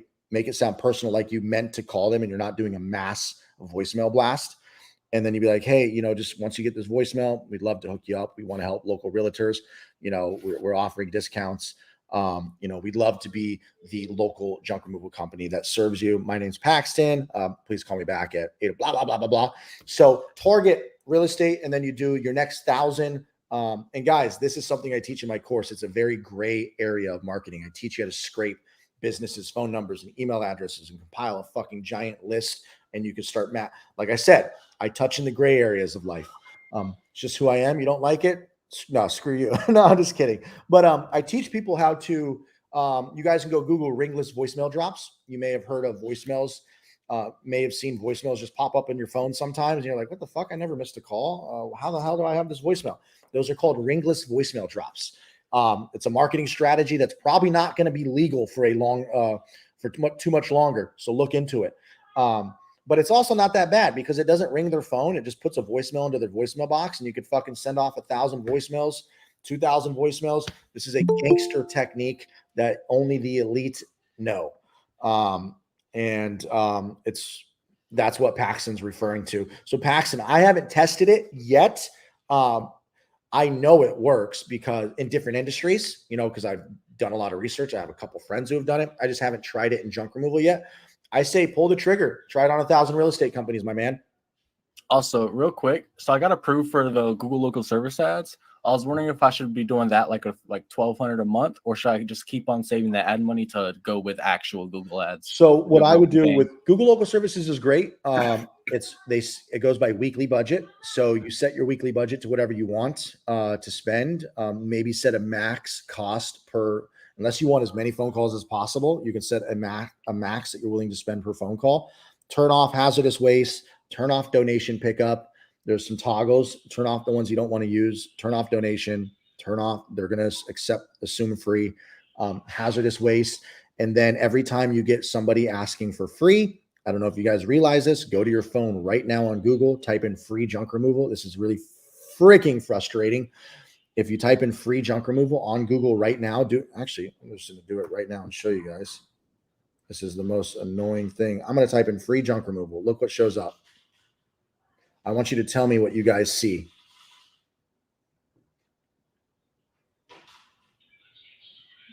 Yeah, it's crazy. It shows Google local service ads. So if I click that and call, I contacted Google. I was like, why am I showing up for free? Why do we show up for free? So you're going to get lots of calls for free junk removal. And this took me about 6 months to figure out, because I have so many phone calls coming in and I just didn't look into it. At the end of the day, I could have figured this out, but sometimes at the end of the day, I'd be like, what the hell? Why does one person every day think I'm free? I'm not targeting free. I have a negative keyword for free. I don't advertise free. And I finally tracked it down to Google local services. This was a long time ago. You can go dispute those phone calls immediately. When somebody asks for free, make sure you say, I do not service this. I don't do, just say I don't service this. Thank you. And then hang up and then call them back and try to convert them. But then you can dispute the lead. But anyways, hope that answers your question. Yes, thank you. Todd, my man, welcome back. Hey, how's it going? Quick question on yard signs. Do you go to every county in town to get permission, or do you just put them out? I just put them out. For some cities and states are probably stricter than others. I'll tell you a story. I've had a couple phone calls, and I don't leave them in people's yards. I'll leave them like outside of the neighborhood, the corner outside of the neighborhood before you go into the neighborhood, I've had a couple guys call me like screaming at the top of their lungs, cussing, calling me a fucking fucker and all this. Like, I've had a couple negative phone calls, but I haven't had any phone calls from the police yet. None from the sheriffs, none from the city. There's a couple angry customers. I put them really high up on telephone poles. I actually had a funny story. My employees, we built the PVC pipe with the heavy duty stapler gun, so we could staple like really high up on telephone poles. Go YouTube it. They show you how to make one, a really cool PVC staple gun, and you put the yard sign in it, staple it high. And I told my employees, I was like, guys, hit them on the telephone poles, put them high up to where people can't bring them down. These fuckers, my guys, it was so funny. They put them so high up. I'm talking all the way up. Like, it was 12 feet. It was 15 feet high. I was like, dude, you guys, that's too high. Okay. I don't even think the cars are going to be looking that high. It was really funny. And I had to tell them to like put it where a 6-foot person can't reach it. Don't put it 12 feet high. But that's what we do. I haven't, I get an angry person here and there say, don't put this in my city. But I got mouths to feed, my man. I'm sorry. That's my take on it. But should you look into your city and county rules? Absolutely. But yeah, I hope that answers your question. I put yard signs out all day, every day. On downtime, my guys are putting yard signs up everywhere, on telephone poles, busy intersections, all that stuff. Hope that helps, Todd. Tony, my man, what's up? I got a lot of after this. Hey, YouTubers, I'll how's answer it your going? questions after this. How you doing, Tony? Good. Thank you. Hey, I actually do junk removal as a side hustle. I wanted to ask, like, how successful are you guys with online booking? Is it just more call in or just booking for the future? So I don't know how. Yeah. Here's the thing. Online booking, I do get probably one online booking a day, but here's the thing. I don't send, and this is a lot of people send their Google ads straight to their website. I send them to a landing page. My landing page is strictly meant to convert them into a phone call. So it has my phone number really big. It has an email form if they want to submit an email form.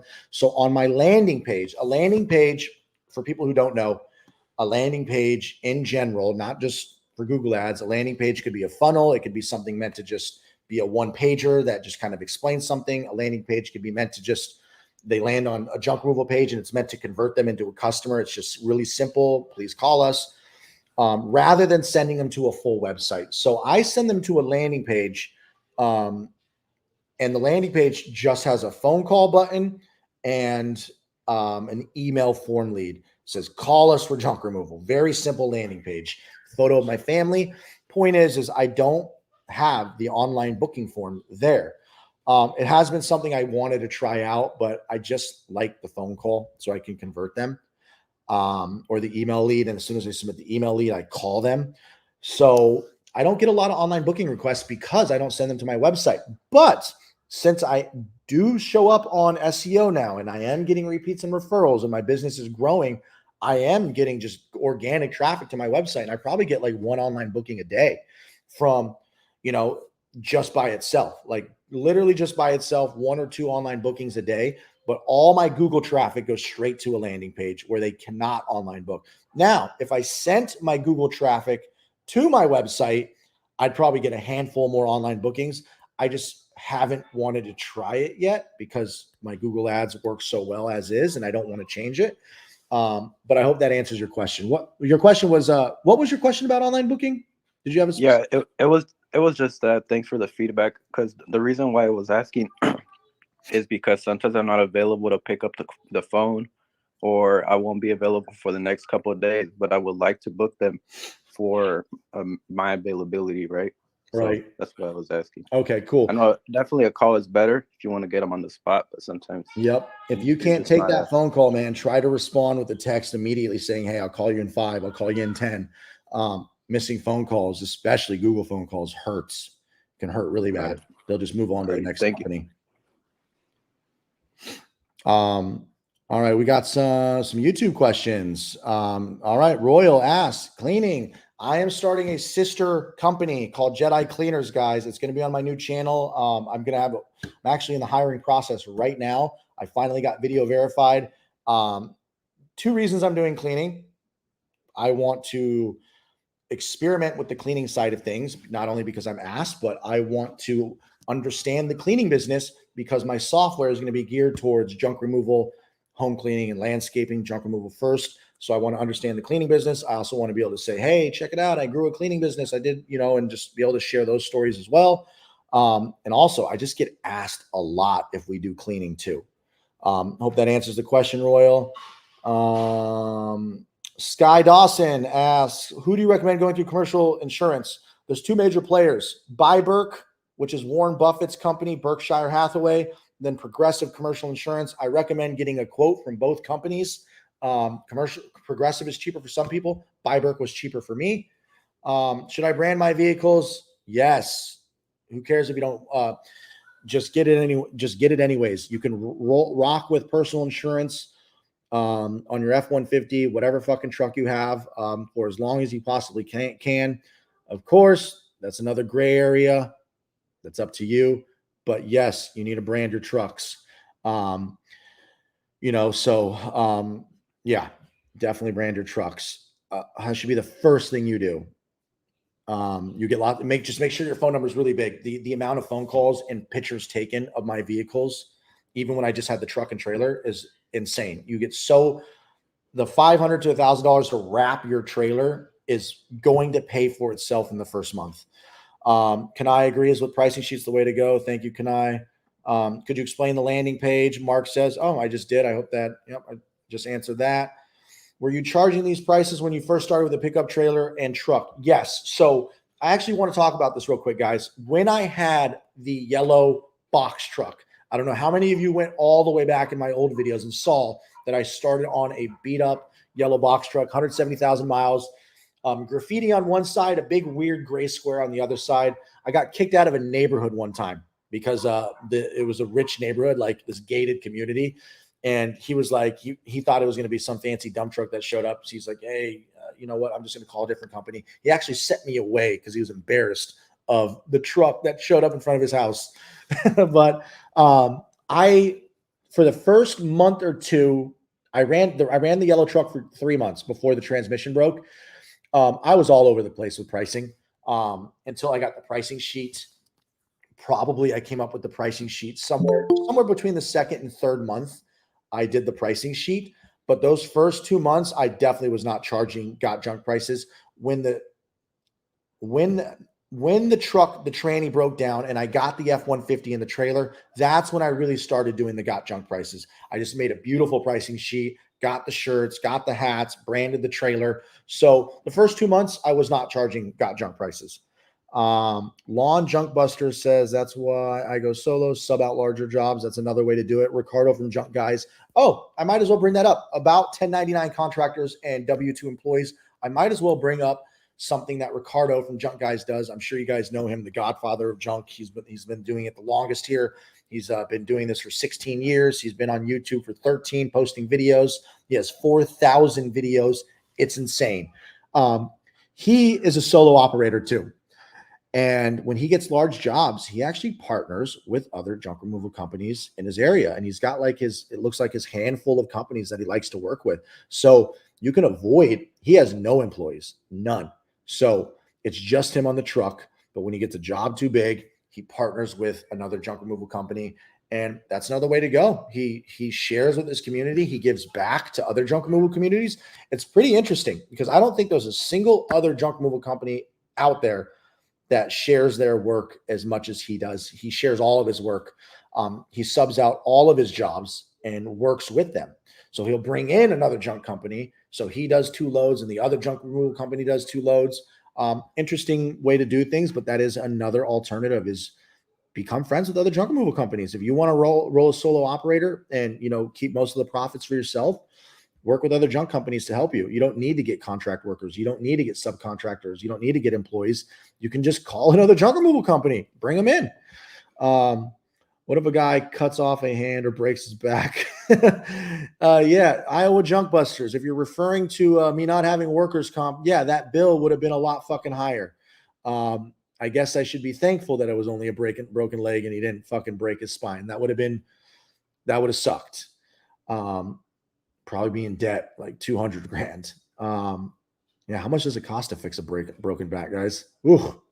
Are we in the slow season? Absolutely. Even in LA, it's slowed down. December and January are my slowest months. December, for me personally, last year, December and January, even February, those 3 months really hit me. Like I was used to doing 100 grand. 1 month I did 120. With tips, it was like 100. It was ridiculous. It was like $135,000, something ridiculous I did in 1 month with 2 trucks. I went from that to like 80, then 60. This December was also slower. I think we'll probably just hit 60, 70 between 2 trucks. I know that's probably like a normal month in most other states, but in LA, I'm used to doing 80 to 90 on average. So it drops 30 grand a month, and in gross revenue is a big drop. So for me, yeah, it's definitely December, January, February out here in LA. Jay Jones asks, should we be running Google ads regardless? Once you feel confident in your business and things are going and you understand how to price, you're good on the phone, yes, start rocking Google ads. Also competitors like Load Up, Praise. Yeah, screw those. I mean, I know a lot of people use them and it's a good way to first get started. Companies like Load Up, but yeah, they really screw you. How are you making money with $55 per lead? Iowa Junk Busters. Yes, but there's this thing called average job price, average job sale. So single item. So if it costs me $55 per phone call, that's what some states, I know other people say sometimes it's $30 a lead for them with their Google ads. Some places are 50, I'm paying on average $55, but I don't close every phone call, Iowa Junk Busters. I close 50% of my phone calls, which means I'm actually paying $110 to show up in front of their house. Because if I close only half and every phone call costs me $55, technically speaking, it costs me $110. You can call this your CAC, your customer acquisition cost. So it costs me $110 to get in front of the customer. My average job sale is, depending on the month, $400 to $500. So even with the customer acquisition cost of $110, I'm still making that money. I also get the exposure in their neighborhood. I also get to drop off door hangers. I also get to drop off yard signs. I also get a potential repeat customer in the future. They might refer me. So at the end of the day, not only did I make, my average job sales 400, let's just say in the middle, $450, cost me 110 to get in front of them.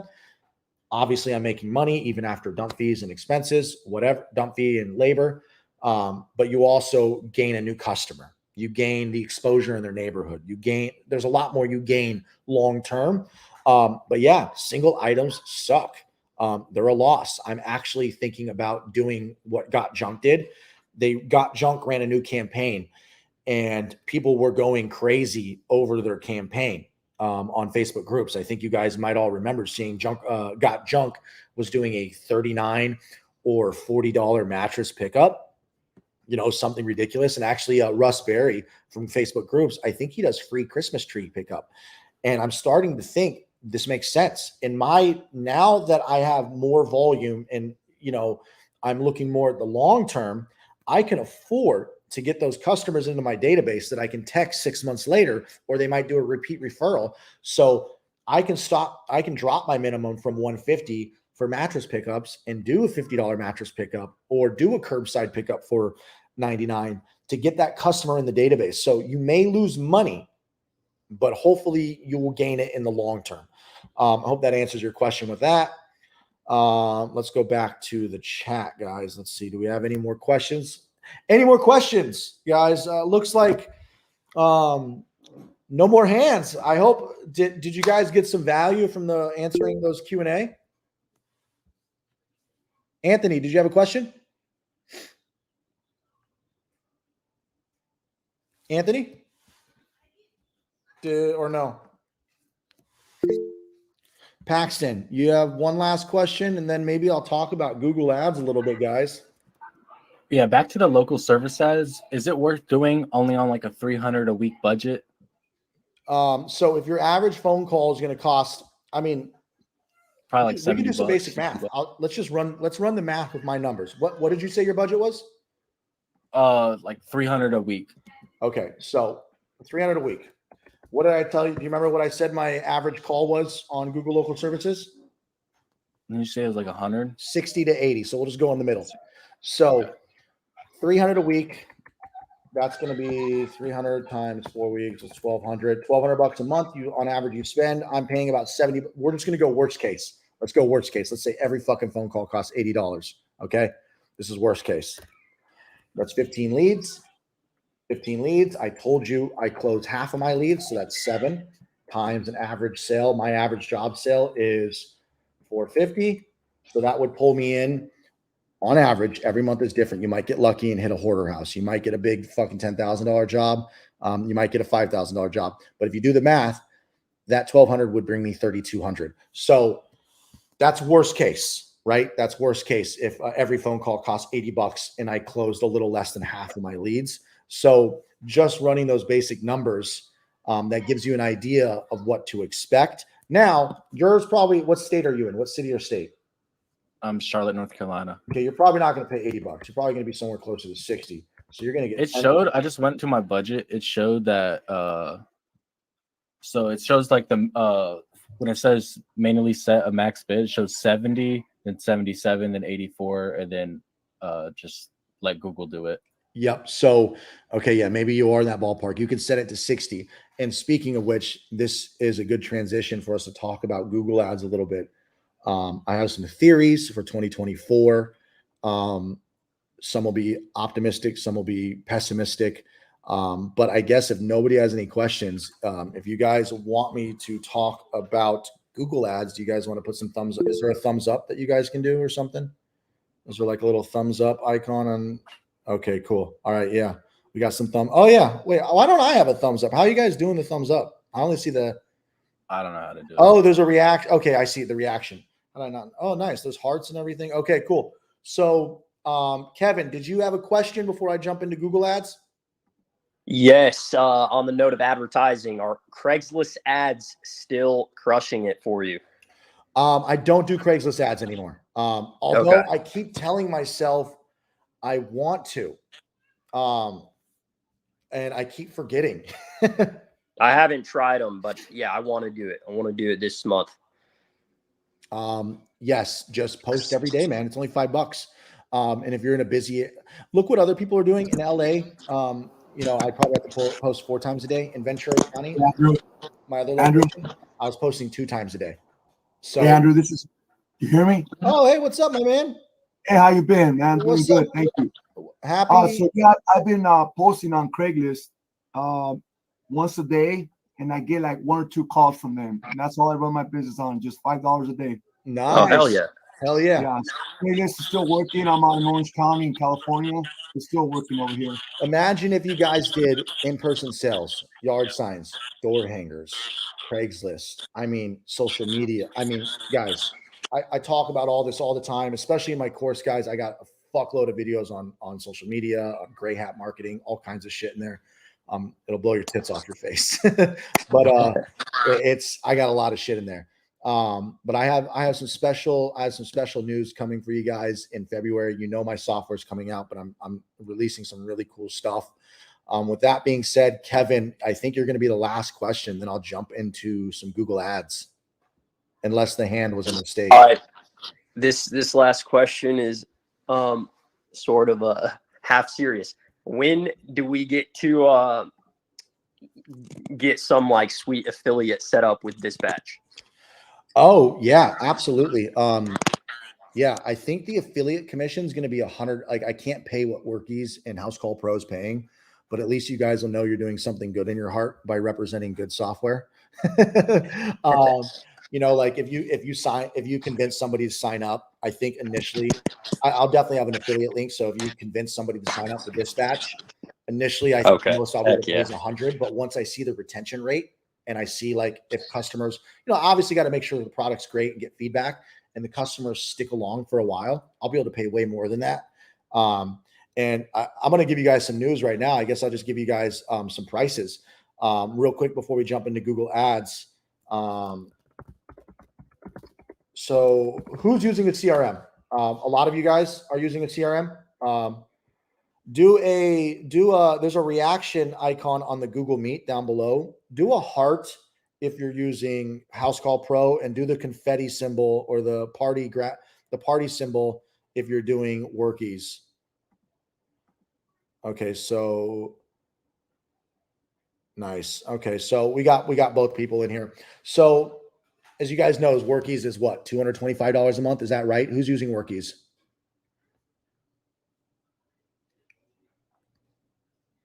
And HouseCallPro is $169 a month. So for all those core features, guys, and I know this is going to sound like insane. Like, why wouldn't other companies do this? I'm charging $49 a month for all the same features, but better. Everything that Workies has, except the phone call system. I'm building a phone call system that's going to be a lot better, but you're going to get all estimates, invoices, collecting payments, clients, leads, all of it, invoices and estimates, all the core features that you need to run your business, the calendar, the scheduling, the text messaging, between customers, all that stuff is going to be $49 a month. My secret sauce, all the secret gangster stuff, the badass shit that I'm throwing on top that's going to separate us, which is going to be in the announcement on February. That is going to be 2 additional packages you add for $49 for the marketing suite of tools. We have some insane marketing built into that's one of the packages. And then we have our phone call system. That's another 4. So if you wanted all 3, would be $150. But most people, what you're paying for right now is $225. Ours is going to be $49. And it's going to be, dude, the software is going to be phenomenal. But enough about that. We'll save that for another announcement later. I went on such a fucking tangent. I forget your question, Kevin. My bad. What was your question? Are you going to be hiring any outside sales people? Absolutely. I'm going to be hitting up all the influencers, everything. I'm going to try to take away all the influencers. Yeah, man, I'm going to go after, I'm good buddies with a lot of the YouTubers. I feel like I built some awesome relationships. So, and especially if you guys want to help me push the software, that'd mean a lot to me.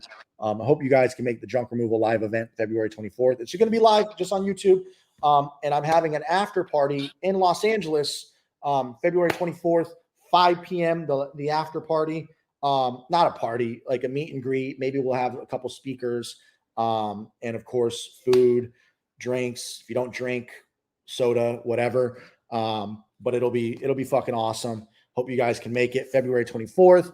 And I wanted to dive into Google Ads, guys, a little bit. Paxton was bringing up the Google local services, if you should do it. And he talked about the pricing. He just said it was like $60 to $80, just like I said, it's $60 to $80.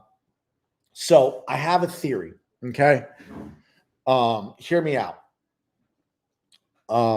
So the pricing, how Google works, Google local services and Google Ads, most of you probably know this, is Google Ads is, I'm going to show you guys something right now. I'm going to share a different screen really quick. No, I don't want to. I'll share it. I'm going to show my Google account in a minute. But so far, I've spent $21,000 this month in Google Ads.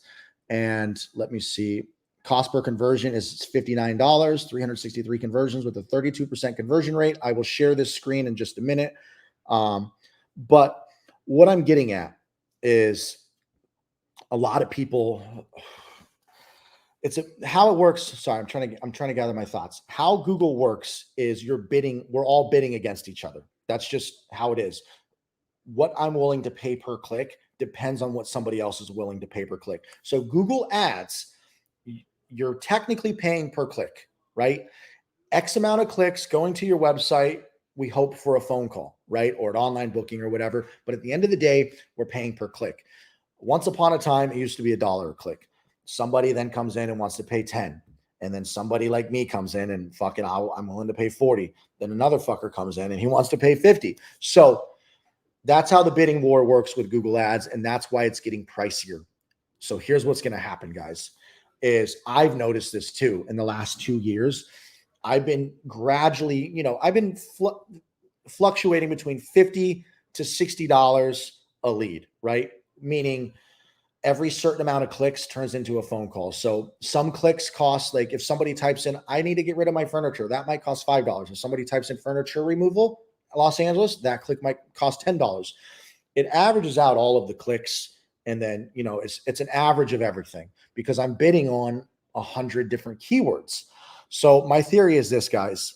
A lot of people are getting into junk removal, and it's not just because of me. It's because there's a lot of YouTubers. It's not just me. It's Matt and JoJo. It's Ricardo. It's everybody with a YouTube channel. Steezy has 10,000 followers, and I've nothing against him. I'm one of them. I just try to show more of the technical stuff. So a lot of these people, and I want you guys to really understand this when you get into Google Ads, because this is where it's dangerous, is a lot of people will get into Google Ads and not realize how expensive it is. And in order to play the game with the big boys, if you're in a smaller city, it's probably not as big of a deal. But if you're in a city with 1 million people, there's probably going to be some big players. And you don't realize how expensive Google Ads is getting.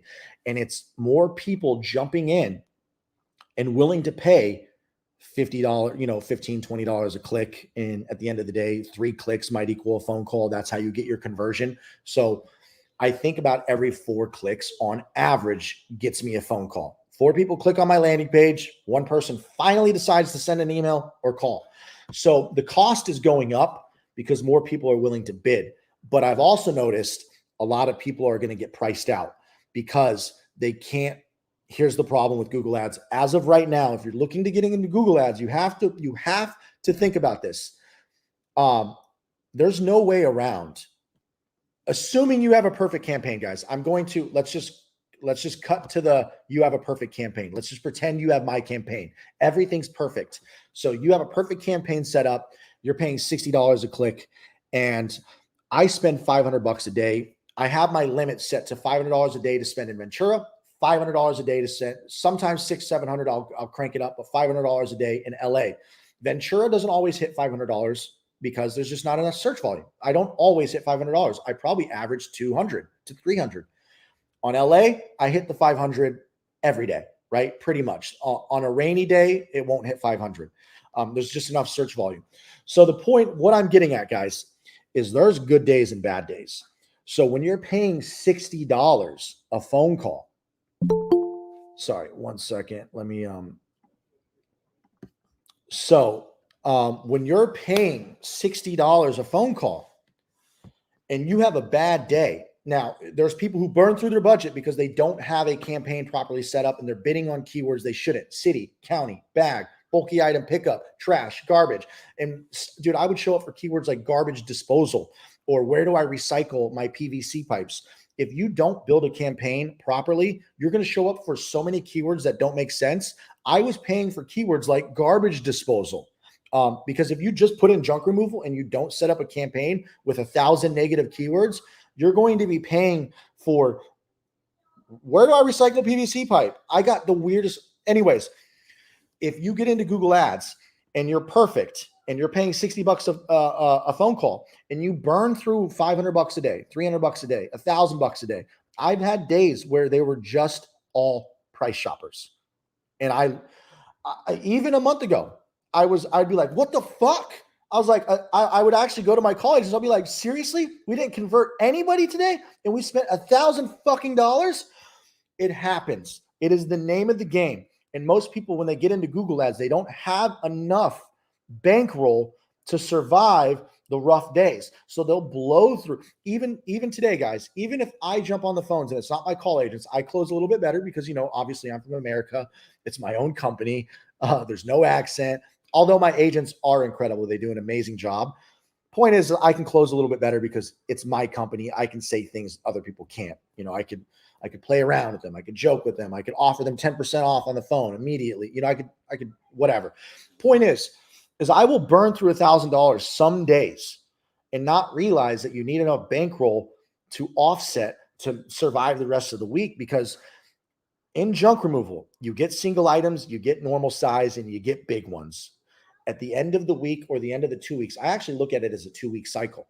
I don't look at it by the day because I'll lose money some days. I look at it at the end of the week. It averages out that I finally, you know, okay, I survived spending $500 a day, $500 a day. This day I made 500. This day I made 1,000. This day I got a big job. So I look at it in cycles of 2 weeks, actually. So you have to be able to continually keep paying. And this is assuming you have a perfect campaign. You need to be able to survive price shoppers and bad days, and days where I've had days where I just get single item pickups, and I'll do 10 single item pickups, you know, $150, 100 and 125 in Ventura. And I had my crew, both of my crews running around the city all day because I just got single item phone calls all day. And then the next day was price shoppers. I've had a bad week. So moral of the story, guys, is when people get into Google ads, they don't realize that they need the bankroll to survive an off week, an off 2 weeks, because you will get the jobs that you will get the phone call the third day. That's a $5,000 job, a $2,000 job. You'll have a day. I've had days where it was all full loads and it was just like, God blessed me. And then so what you guys need to understand is right now, you need to be able to afford whatever the market rate is, and you have to be good at closing. You need to make sure that you're good on the phones, and you need to be able to close these jobs as well as possible, because you will have to spend a lot. Now, my theory is this. A lot of people are going to start getting priced out because they just jump into Google ads. They burn through your money. I'm sure you've heard the horror stories, or people attempt to do Google ads and they don't realize how expensive it is, and their average job size isn't high enough to justify it, or they mostly don't have the bankroll and they can't wait an entire week or 2 weeks of spending $300 a day and converting those into sales. So they get priced out of Google. So my theory is this: 2024, I think it's still going to stay expensive. But by the end of 2024, everybody who tries Google ads who didn't do it properly is going to get priced out, and the price will come back down a little bit more. I think a lot of people getting into junk removal, I was one of them. I just happened to have run Google ads and Facebook ads in my past, and I've been technical building websites. And I just, you know, I kind of knew my name, knew how to get around a computer pretty well. So I was able to survive in the Google ad space. But my theory is this: a lot of people for 2024 and 2023, either they had bad experiences, they're going to jump into Google ads, and they're going to get priced out. They're going to lose all their money because they didn't do it the right way. And even if they did do it the right way and had a good campaign, they're going to get priced out because they didn't go in with the bankroll to be able to afford $60 phone calls. And you might get 3 bad days. I've had a whole week in a row where I was just getting beat up. Like, price shoppers, why aren't we closing? They're not willing to pay my prices. So this is something you guys need to understand with Google ads: is there is an ebb and a flow, right? Junk removal is not like house cleaning. It is not a reoccurring, consistent, you're charging $300 for a house and you're going back next week. It is a different game, and you have to be able to ride the ebbs and the flows with Google ads, because you're banking on the big jobs coming, right? So you'll get those half loads, those single items, and 1/8 and quarters, but it's those days that I hit $10,000, two $10,000 days, and multiple $5,000 days, but I'm averaging like 2,000 a day. That's a lot because I'm spending a lot, but you guys can reduce it a little. If you're spending $200 a day on Google ads, maybe you're averaging 400, 500 a day, but then you get the $2,000 a day. So if you're going to get into Google ads and you get a good person to run your Google ads, you need to understand you have to be good on the phones and you have to be good in person. So get your sales down, get your in-person sales down, get good on the phones. Then when you have the bankroll to do Google ads, you can play with the big boys. And I say the big boys because it's getting expensive. and you need to have some bankroll. And if you want to play in that world, you absolutely can. Just really make sure you have a little bit of bankroll, because guys, people are going to get priced out. There's going to be a lot of people who just jump in and think they can just launch a Google Ads campaign and they're done. No, it's not like that. You need to be good on the phone. You need to have a good business structure of like showing up on time, getting good reviews, having your CRM in place so you take advantage of getting reviews and, getting referrals and being good in person, and just having your business like just set up nice. And most people are just going to jump into Google Ads without any of that. They're just going to, if I just spend money on Google Ads, and they're going to blow through their money. So I hope it's not meant to be discouraging. This is meant to just kind of tell you guys, like, if you're going to run Google Ads, realize the average cost, my target cost per conversion is $55 per lead, which a lead means a phone call or an email. Some cities and states might be cheaper. Ask around. You can call whatever digital marketing company. There's a lot out there. I use ClicksGeek. There's Top Dog, Xavier. He runs Google Ads. So anyways, with that being said, does anybody have any questions on, while you guys are thinking of some questions, I'm going to go through the YouTube comments. Jobber, I fucking hate Jobber MGut. Sorry. I don't like the user interface. It's nothing personally against them. I just hate the design. If I had to choose between all of them, HouseCallPro is the easiest to use. The app is the easiest. It's got big buttons. However, Workies has features that I need to run 2 trucks. So I use Workies. Thank you, Travis. You're going to push my software. I appreciate it. Anybody out there, I would love for you guys to push my software when it's out. Adrian asked, how far booked out do you try to be? On a good week, I'm booked out. I'll always have about 15 jobs booked into the future. So, but usually it's scattered throughout the week in advance, but I usually like to have the next day booked. I'm not booked out more than 1 or 2 days, but I'll have them scattered across 1, 2, 3, but booked out usually the next day. I like to go into the next day knowing I have 6 jobs. And then on that day, I'll also get a ton of phone calls. Remember, I'm running 2 trucks. So each truck, I like them to know they have 3 jobs, each job 6 minimum. There's some days I go in with 4 jobs the next day, some with 8, but then I get a bunch of phone calls and we end up having, each truck does 5 jobs that day. But in total, I've noticed when I look at my jobs, on average, I have about 15 booked into the future. The highest I've ever had, the most jobs booked in the future, I've had 30 jobs booked into the future. That was an awesome month, seeing 30 jobs booked out into the future. But in general, I'm only booked really the next day. I'm banking on those Google phone calls just coming in. And a lot of Google phone calls are same day or next day. Hope that answers your question, Adrian. Are you raising prices employees pay due to the minimum wage increase? Trash bandits. I haven't looked at California's price increase. I think it's going from $15.50 to $16 or $16.50. I haven't even thought about that, but yeah, I'm going to have to do that. Thanks for reminding me. I need to see if minimum wage has gone up. I'm pretty sure it is. Back to questions. Matthew, my man with the luscious beard. Well, thank you very much. I'm curious, have you ever looked into Perfect Click? Yeah. I gave Perfect Click a shot. I talked to Dave from Lugstars a lot, and I gave Perfect Click a shot. I didn't have good luck like him. I tried it for 2 months. Perfect Click just didn't work for me. I really got mostly every phone call I got from Perfect Click just wasn't working out. And Perfect Click tried to tell me that it was my phone operators and that my sales pitch wasn't good with my phone operators, but my phone operators were doing just fine with my Google ads. So I ended up dropping Perfect Click, but I know Perfect Click is working really well for Dave. Is that who you're using?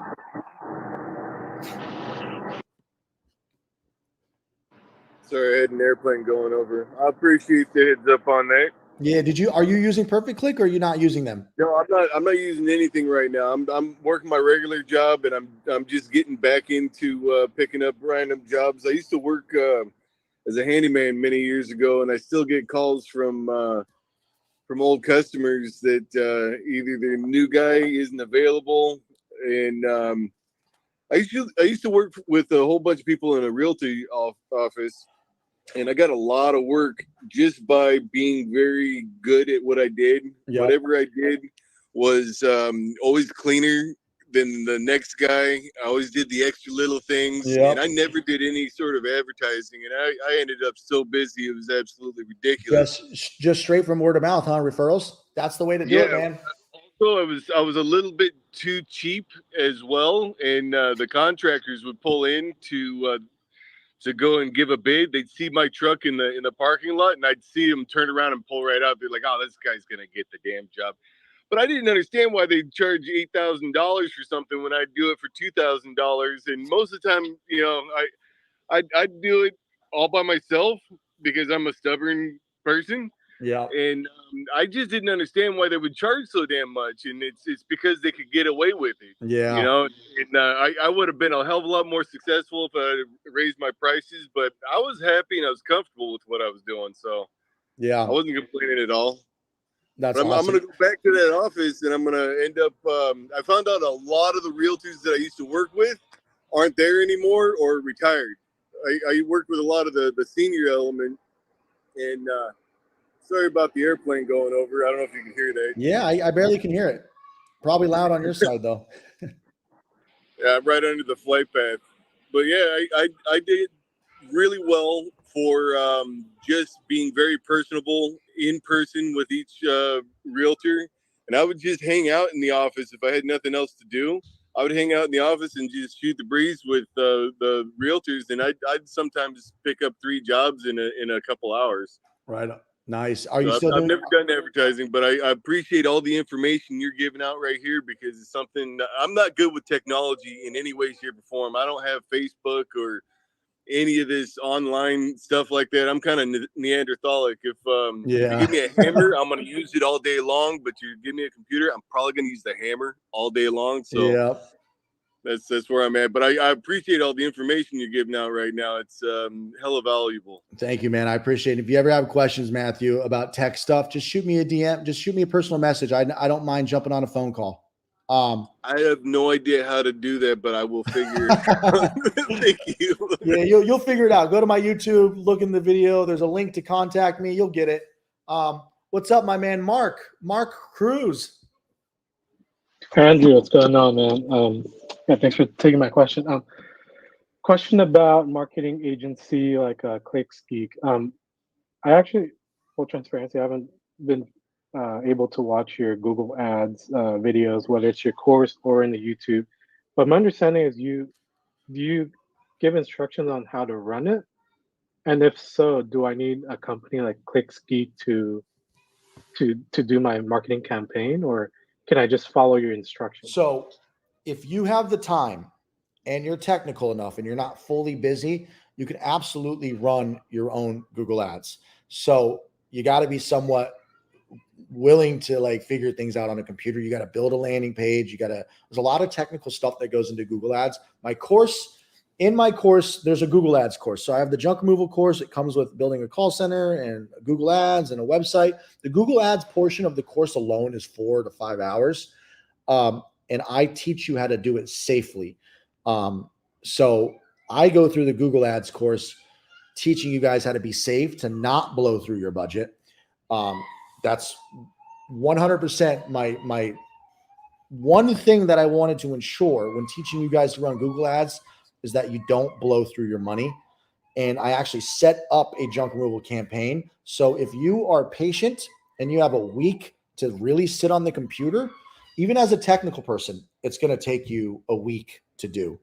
Even as a tech person, even me, to set up a good landing page, good keywords, monitor it, go over the whole thing would take me a few days. So, but yeah, if you want to do it yourself, and you've seen my course or you have it, absolutely. But I definitely would make sure you don't do it blind. Do not do it without going through my course. You will blow your money. But go through my course, you're protected. You're safe. Got it. I appreciate it. So actually, real quick, how much does ClickGeeks charge, or 400. does it vary? Okay, so most people charge $1,000 to $1,500 a month. ClickSgeek charges $450 a month. It's honestly, they're incredible. I don't understand why some people have problems with them. Some people I don't know, because it's kind of the same shit. It's the same keywords, same negative keywords. You just got to be good on the phone of closing, and it's really not that hard. But they do have a recommended budget that you spend based on your city, because there's a lot of competition. But ClickSgeek is what I've been running for 2 years now. Awesome, man. I appreciate it. Thank you. Yep, no problem at all. Paxton, what's up, my man? Do you think that so you recommend having 10K stashed away just for Google Ads, correct? Do you think that's going to go up? No, I think 10K is a good starting amount. Like, here's the thing. Anybody can start. Like, I started with somewhere in the ballpark around 4K, right? And I was spending initially 100 a day, and then I immediately jumped to 200 a day. I was pretty good on the phones, so I immediately started converting the day I got leads. Most people, they don't convert right away. They have a bad week, a bad 2 weeks, or they're just not closing for whatever reason, or they're not generating enough sales, and they just, like I explained earlier, you just might get single items, you might get price shoppers. That's the only reason why I recommend having 10,000. Here's what I recommend. In a perfect world, you figure out your daily budget, what you want to spend. Depending on your area, you probably want to spend 150 minimum to 200. You could get away, if you go through my course, you could get away with 100 or 50 a day and kind of start slowly experimenting yourself. But take that number, $1,000 a day, $100 a day, $3,000 a month, whatever your monthly budget is, I would triple that. So, or at least double. You could, if you're good on the phones and you have a good campaign, you could have just 1 month. So let's say you do $200 a day, you're going to spend $6,000.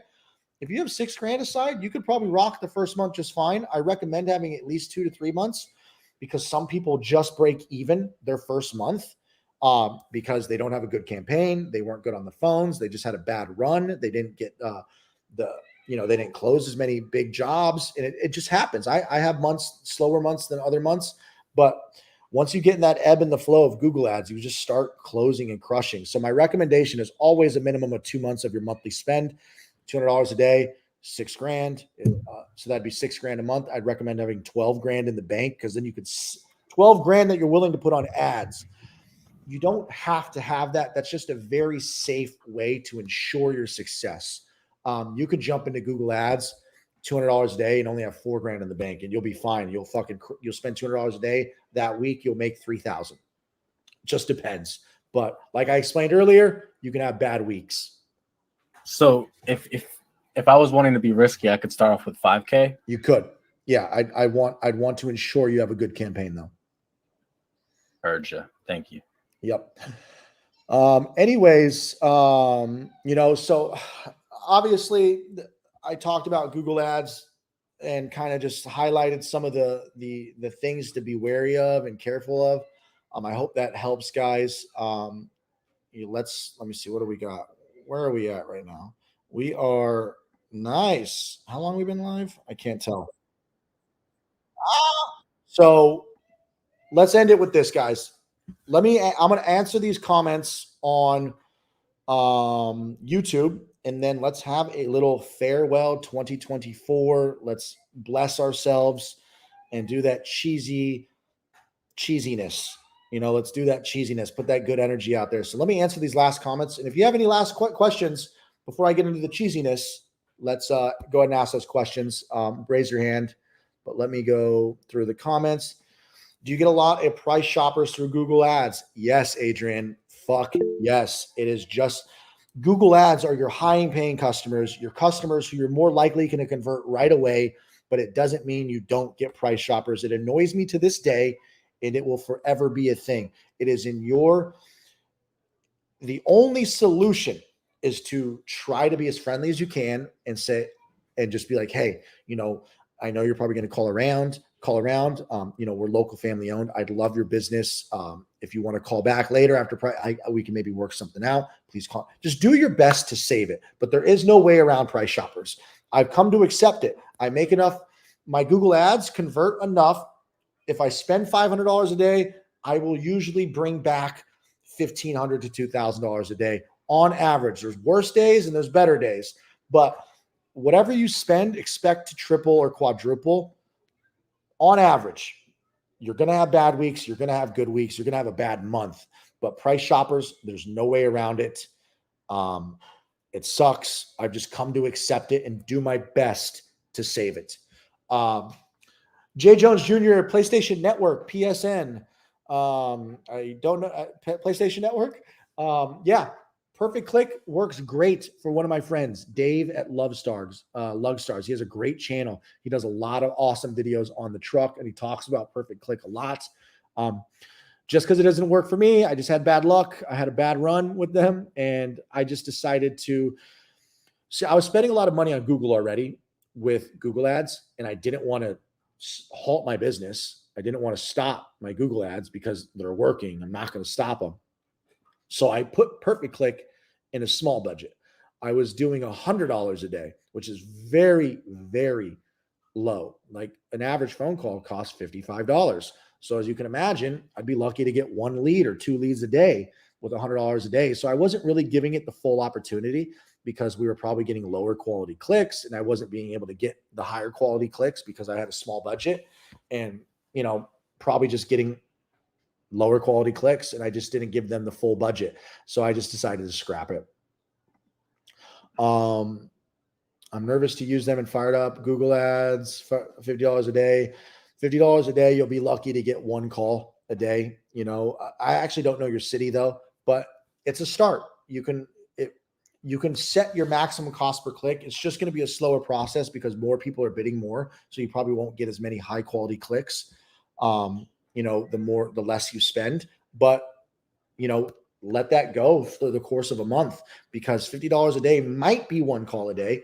And then, 1 call a day, that's 30 calls a month, give or take, and you'll close half of them. So see what happens after. I think that's what, $1,500 a month, 50 times 30. Yeah. $1,500 a month. So write it out for an entire month and just do your best to close what does come in, but just make sure you have your proper keywords. John asked, the contract for independent contractors and your resources, did a professional look over it? Is it legit? Who's been doing it this? So answer, John, no, I did not have an attorney look it over. This is a Chat GPT contract, but using my common sense and using my experience in the past, yes, it is a good gig worker contract that will do just fine. Long as they truly are an independent contractor, you should be safe. But to answer your question, no, it has not been reviewed by an attorney. No. But it is pretty common. Mario, I do know Mario. He's one of the first YouTube channels I came across.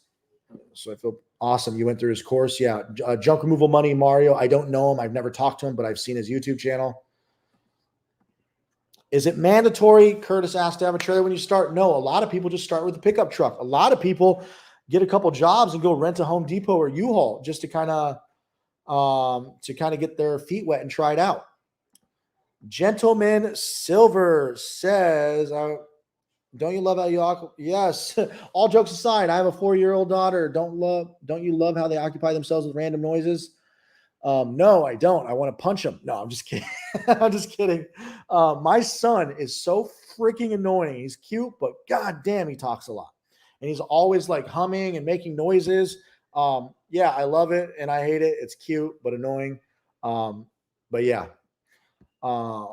Trash Bandits. If I have a $200 a day limit with Google ads, $6K a month, are you saying to play it safe? Yes, to play it safe, Trash Bandits, have $18K aside. That would be a perfect scenario. 12 to 18K. That's not usually it's not how I did it. It's not how a lot of people do it. But if you can stack your cash, yard signs, in-person sales, Facebook, social media, and just crank and try to save up 12 grand, you'll be a lot more confident and comfortable going into Google ads. Ryan says, it's impossible to say. How do you think? Okay. So I think home services is going to be the safest when it comes to AI. Nobody's going to come Elon is working on robots, but nobody's going to come scrub your floors, clean your house, and remove your trash. I think we're probably the safest when it comes to, and if anything, I feel like eventually even more valued as people start getting more jobs in the AI world or the tech world. Less people, Gen Z and millennials, are starting to get more jobs in tech. I think less people are wanting to actually do real work. So I think in terms of that, we're safer and might be valued even more in the future. Now, if you're talking about AI affecting the tech side of things, yeah, it's going to be awesome. We're going to figure out good ways to implement AI into our business to help you guys into our software. So I don't know yet. I don't have an answer to that, but AI is pretty interesting. There's a lot of buzzwords out there, and I hate it. You guys all remember NFT. You probably all remember non-fungible tokens and fucking crypto and everybody throwing around these buzzwords. AI is a new buzzword, but there's a big difference between AI and crypto and NFTs. NFTs do have actual theoretical good use. They are a very interesting technology. The blockchain is interesting.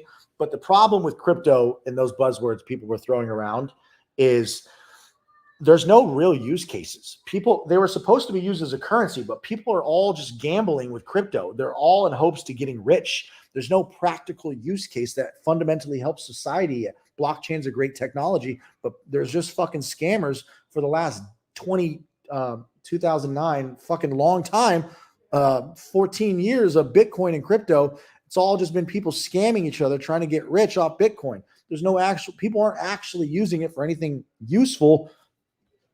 While AI is, in 1 year of ChatGPT, the benefits of AI have been astronomical compared to 14 years of Bitcoin. When the internet came out, the internet was all advancements of good use cases, from instant messaging to email to constant good benefits. So buzzwords, I hate all those buzzwords, but AI is actually a good buzzword. Hope that answers your question. And I will answer these questions later. You know what? We've been on the stream for a long time, so let's go ahead and do the cheesiness, guys. And by cheesiness, I just simply mean let's all bless each other for 2024, and let's crush it this year, guys. I feel really good about 2024. I'm going to be dropping a video here soon. And actually, you know what? Tony, last question. What's up? Or is that a mistake? Hey, Andrew. Hey, real fast, just wanted to get your point of view on what do you think about upfront pricing on a website, and then subcontracting it to other junk removal companies or contractors that are in the area. Do you think that's hype, or is it actually legit? Not sure if you heard about that. If you're going to be subcontracting it out, that's probably not a bad idea. Most people, including myself, don't want pricing because you know what they're going to do. They're going to go price shop it somewhere else. It's really frustrating about this industry, or junk removal. And I think probably junk removal. Cleaning, we'll find out. I don't think cleaning as much, but definitely will. But junk removal is just one of those businesses that people just don't. It is a luxury service, but I feel like people price shop this more than any other home service industry. They probably don't call around a whole bunch of moving companies, like making moving companies bid against each other. I think moving companies would be like, get the fuck out of here. You hire us or you don't. However, I feel like in junk removal, people price shop the shit out of us, which is really frustrating, which is why I don't put prices, because, we want to get in front of them and give them the price, because they're just going to take the price and call fucking 3 other companies. Because to them, it's probably just trash and they don't want to spend a lot of money. So however, I haven't tried putting my prices on the site, but I don't think it's a good idea unless you're very competitive in your rates. And, if you're not paying for leads, if you're not paying for, since I have Google ads, I don't want to risk it at all, right? I'm paying for these leads. So that's kind of my theory. It might be a good idea if you're not paying for the leads and you want to be upfront and you're competitive in your pricing and you're not scared they're going to go price shop. You might get good feedback on it. You might get positive feedback, and I'm completely wrong. It might be people might appreciate the fact that you're the only junk removal company with pricing and nobody else has pricing. They might go with you just because of that. Test it for 2 weeks. Give it a test. Got it. Thank you. Anyways, guys, so 2023 was a rough year for me. I'm not going to lie. I'm going to drop a video on that soon from, probably the hardest year I've had in a long time. Honestly, I'll just be candid. 2023 sucked for me. Just all the drama that I went through in terms of dealing with custody. That's a story, you know, I don't talk too much about personal stuff, but fighting with a long 1 year drawn out custody battle that I won. God bless. Thank you very much. You guys can cheer me on. Feel free to put some thumbs up. But however, it's still a little ongoing, dealing with the lawsuit of getting sued and having to pay the $36,000. It's been a rough year, guys. So I feel like I got all the bad out, all the tests that homeboy up there decided to bring my way and I feel like tested me for 2024 because, dude, I almost broke down in tears multiple times this year of just pure stress. You know, luckily I have a great family and business was going good. And I made it out alive. I hope you guys had a better year than me, but let's take the time to say goodbye 2023. Thank you 2023. And moving forward, I hope you guys are excited. Does anybody have anything to say to bless 2024? I'm hoping all of us crush it. I'm going to be here. I have some awesome content for you guys. I'm going to be putting out some amazing stuff. And in February, guys, I have a killer. I'm going to be dropping some content that's going to blow your minds for in February. So I appreciate you guys making this meeting or live stream, whatever we want to call it. And I hope everybody is ready to crush 2024. Does anybody have any last words for goodbye 2023 and any going on to 2024? Anybody at all? If not, if nobody has anything to say, I mean, I guess let's all end it with this. Let's at least all say Happy New Year's, guys. So Happy New Year's coming in a couple days. Let's end it with everybody, at least a few people. Yeah, Paxton, fuck 1-800 got junk. Yeah, they, you know, every time I see their truck, I'm like, God damn, you guys, crushing it, always full. But let's all for the camera at least say, you know, let's do this cheesy thing, guys. Unmute your mics. Let's all just say Happy New Year's on the count of 3. And let's end this stream. I appreciate you guys.